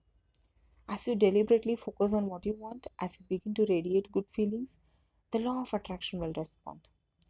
All you have to do is make a start, and as you do, you will unleash the magic. You are the designer of your destiny, you are the author, you write the story, the pen is in your hands, and the outcome is whatever you choose. The beautiful thing about the law of attraction is that you can begin where you are, and you can begin to think real thinking, and you can begin to generate within yourself a feeling tone of harmony and happiness. The law will begin to respond to it. So now you start to have different beliefs like there is more than enough in the universe, or you have the belief that I'm not getting older, I'm getting younger. We can create it the way we want it by using the law of attraction. And you can break yourself free from your hereditary patterns, cultural codes, social beliefs, and prove once and for all that the power within you is greater than the power within the world. You may be thinking, well, that's very nice, but I cannot do that, or she won't let me do that, or he will never let me do that, or I haven't got enough money to do that, or I'm not strong enough to do that, or I'm not rich enough to do that, or I'm not. Every single I'm not is a creation. It is a good idea to become aware when you say I'm not and to think about what you are creating as you say it. A powerful insight shared by Dr. Wolf has been equally documented by all the great teachers with the power of the words I am. When you say I am, the words that follow, you are summoning creation with a mighty force because you are declaring it to be a fact. You are stating it with certainty, and so immediately after you say I am tired, or I am broke, and or I am sick, or I am late, or I am overweight, or I am old, the genie says, your wish is my command. Knowing this, wouldn't it be a good idea to begin to use the two most powerful words I am to your advantage? How about I am receiving every good thing. I am happy. I am abundant. I am healthy. I am love. I am always on time. I am eternal youth. I am filled with energy every single day.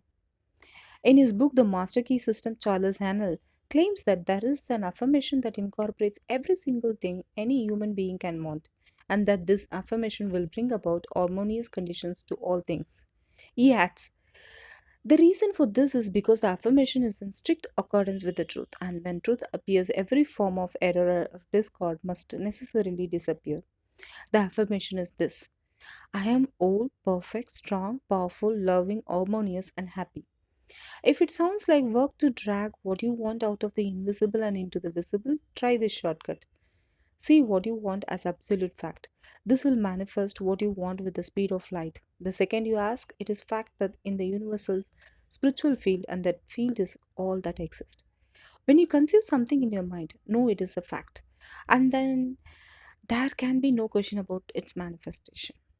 There is no limit to what this law can do for you. Dare to believe in your own ideal. Think of the ideal as an already accomplished fact. When Henry Ford was bringing his vision of the motor vehicle into our world, people around him ridiculed him and thought he had gone mad to pursue such a wild vision. Henry Ford knew much more than the people who ridiculed him. He knew the secret and he knew the law of the universe. Whether you think you can or think you cannot, either way, you are right. Do you think you can? You can achieve and do anything you want with this knowledge? In the past, you may have underestimated how brilliant you are. Well, now you know you are the supreme mind and that you can draw anything you want from that one supreme mind. Any invention, any inspiration, any answer, anything.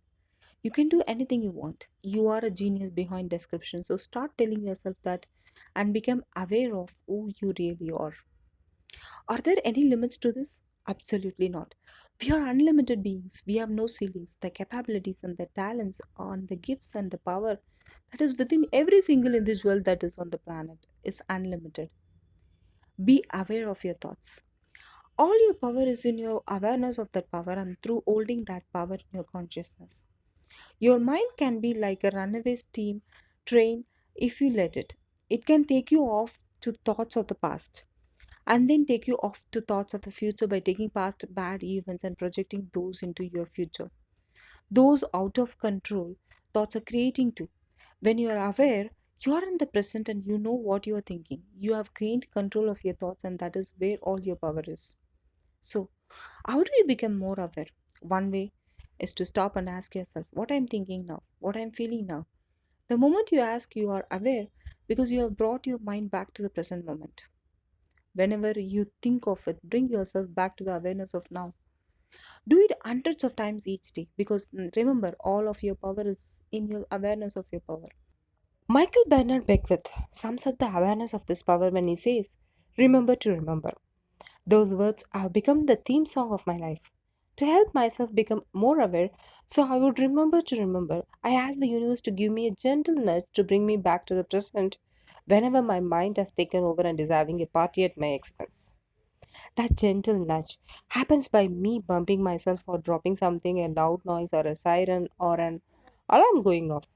All of these things are signals to me that my mind has taken off and to come back to the present.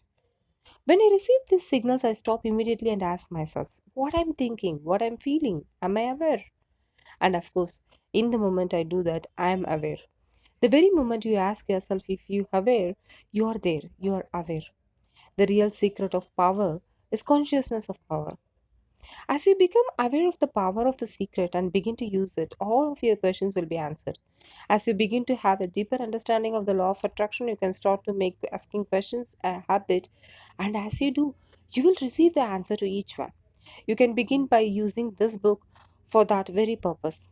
If you're seeking an answer or guidance on something in your life, ask the question, believe you will receive, and then open this book randomly. At the exact place where the pages fall open will be the guidance and answers you are seeking. The truth is that the universe has been answering you all of your life, but you cannot receive the answers unless you are aware. Be aware of everything around you because you are receiving the answers to your questions in every moment of the day. The channels those of answers can come through are unlimited.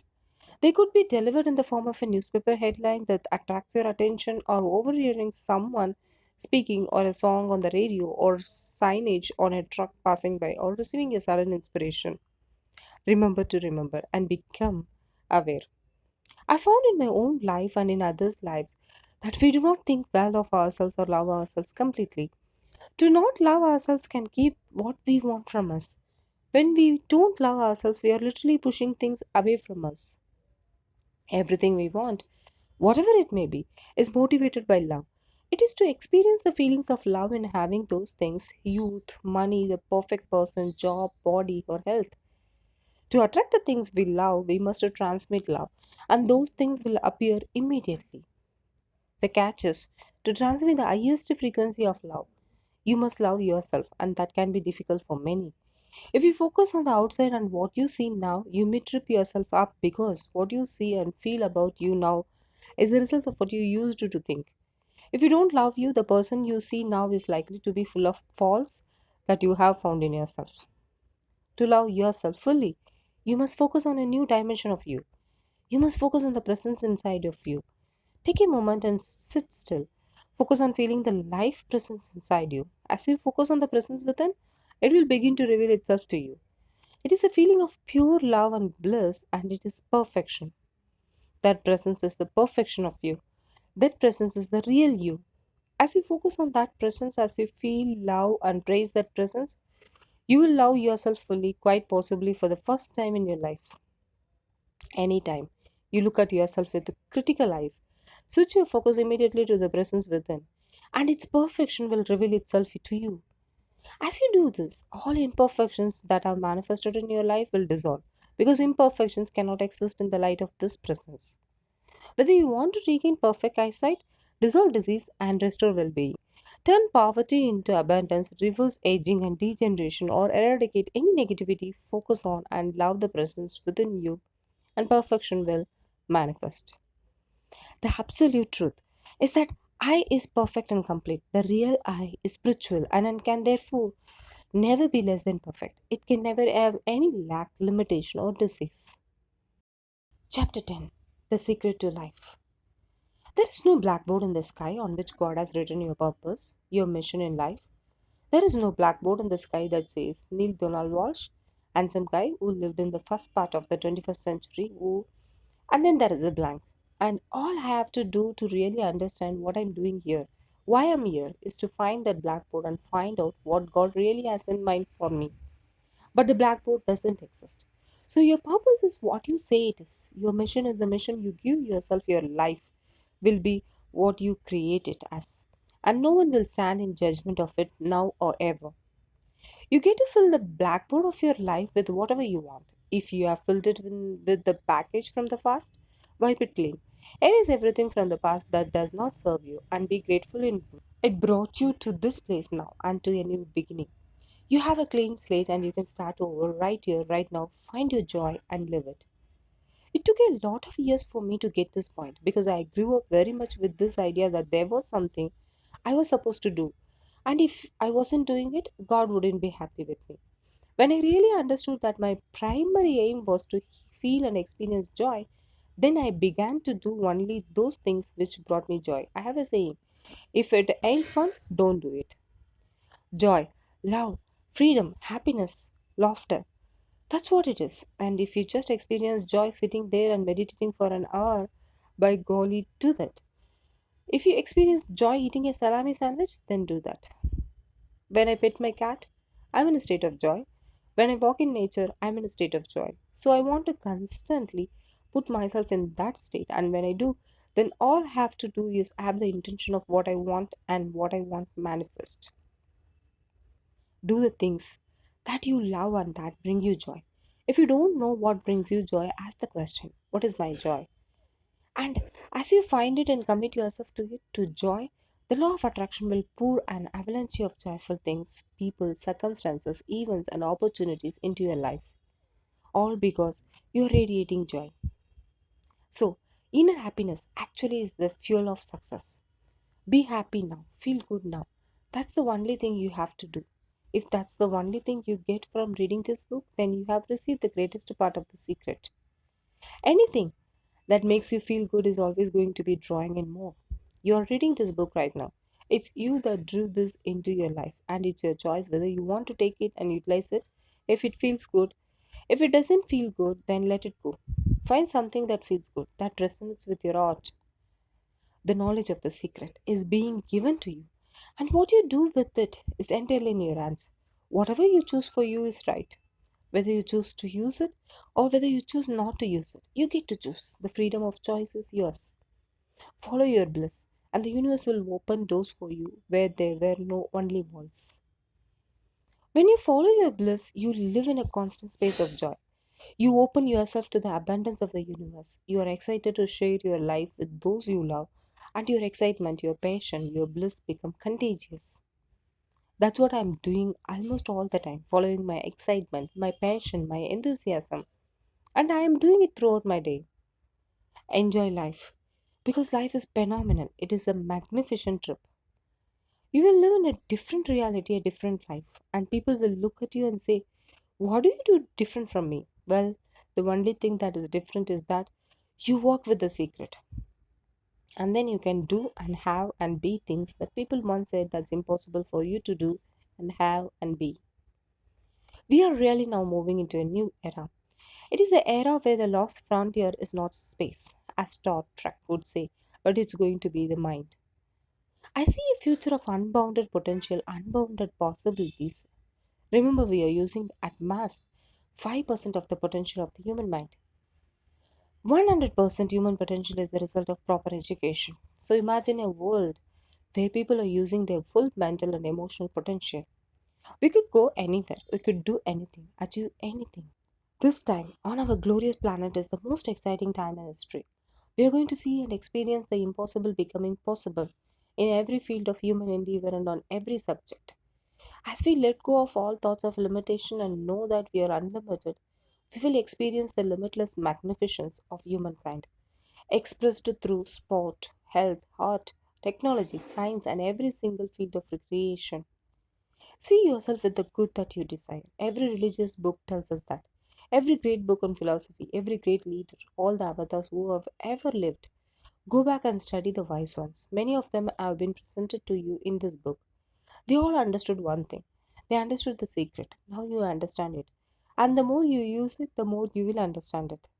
The secret is within you. The more you use the power within you, the more you will draw it to you. You will reach a point where you won't need to practice anymore because you will be the power. You will be the perfection, you will be the wisdom, you will be the intelligence, you will be the love, you will be the joy. You have come to this juncture in your life merely because something in you kept saying you deserve to be happy. You were born to add something, to add value to this world, to simply be something bigger and better than you were yesterday. Every single thing you have been through, every single moment that you have come through, we're all prepare you for this moment right now. Imagine what you can do from this day forward with what you now know. Now you get that you are the creator of your destiny. So, how much more do you get to do? How much more do you get to be? How many more people do you get to be blessed simply by your mere existence? What will you do with the moment? How will you choose the moment? No one else can dance your dance, no one else can sing your song, no one else can write your story. Who you are, what you do begins right now. I believe that you are great and that there is something magnificent about you, regardless of what has happened to you in your life, regardless of how young or old you think you might be. The moment you begin to think properly, there's something that's within you, this power within you that's greater than the world. It will begin to emerge, it will take over your life. It will begin to emerge, it will take over your life. It will feed you, it will clothe you, it will guide you, protect you, direct you, sustain your very existence. If you let it now, that is what I know for sure. The earth turns on its orbit for you. The ocean ebb and flow for you. The bird sings for you. The sun rises and it sets for you. The stars come out for you. Every beautiful thing you see, every wondrous thing you experience is all there for you. Take a look around. None of it can exist without you. No matter who you thought you were, now you know the truth of who you really are. You are the master of the universe. You are the heir to the kingdom. You are the perfection of life. And now you know the secret. May the joy be with you. The secret is the answer to all that has been, all that is, and all that will ever be.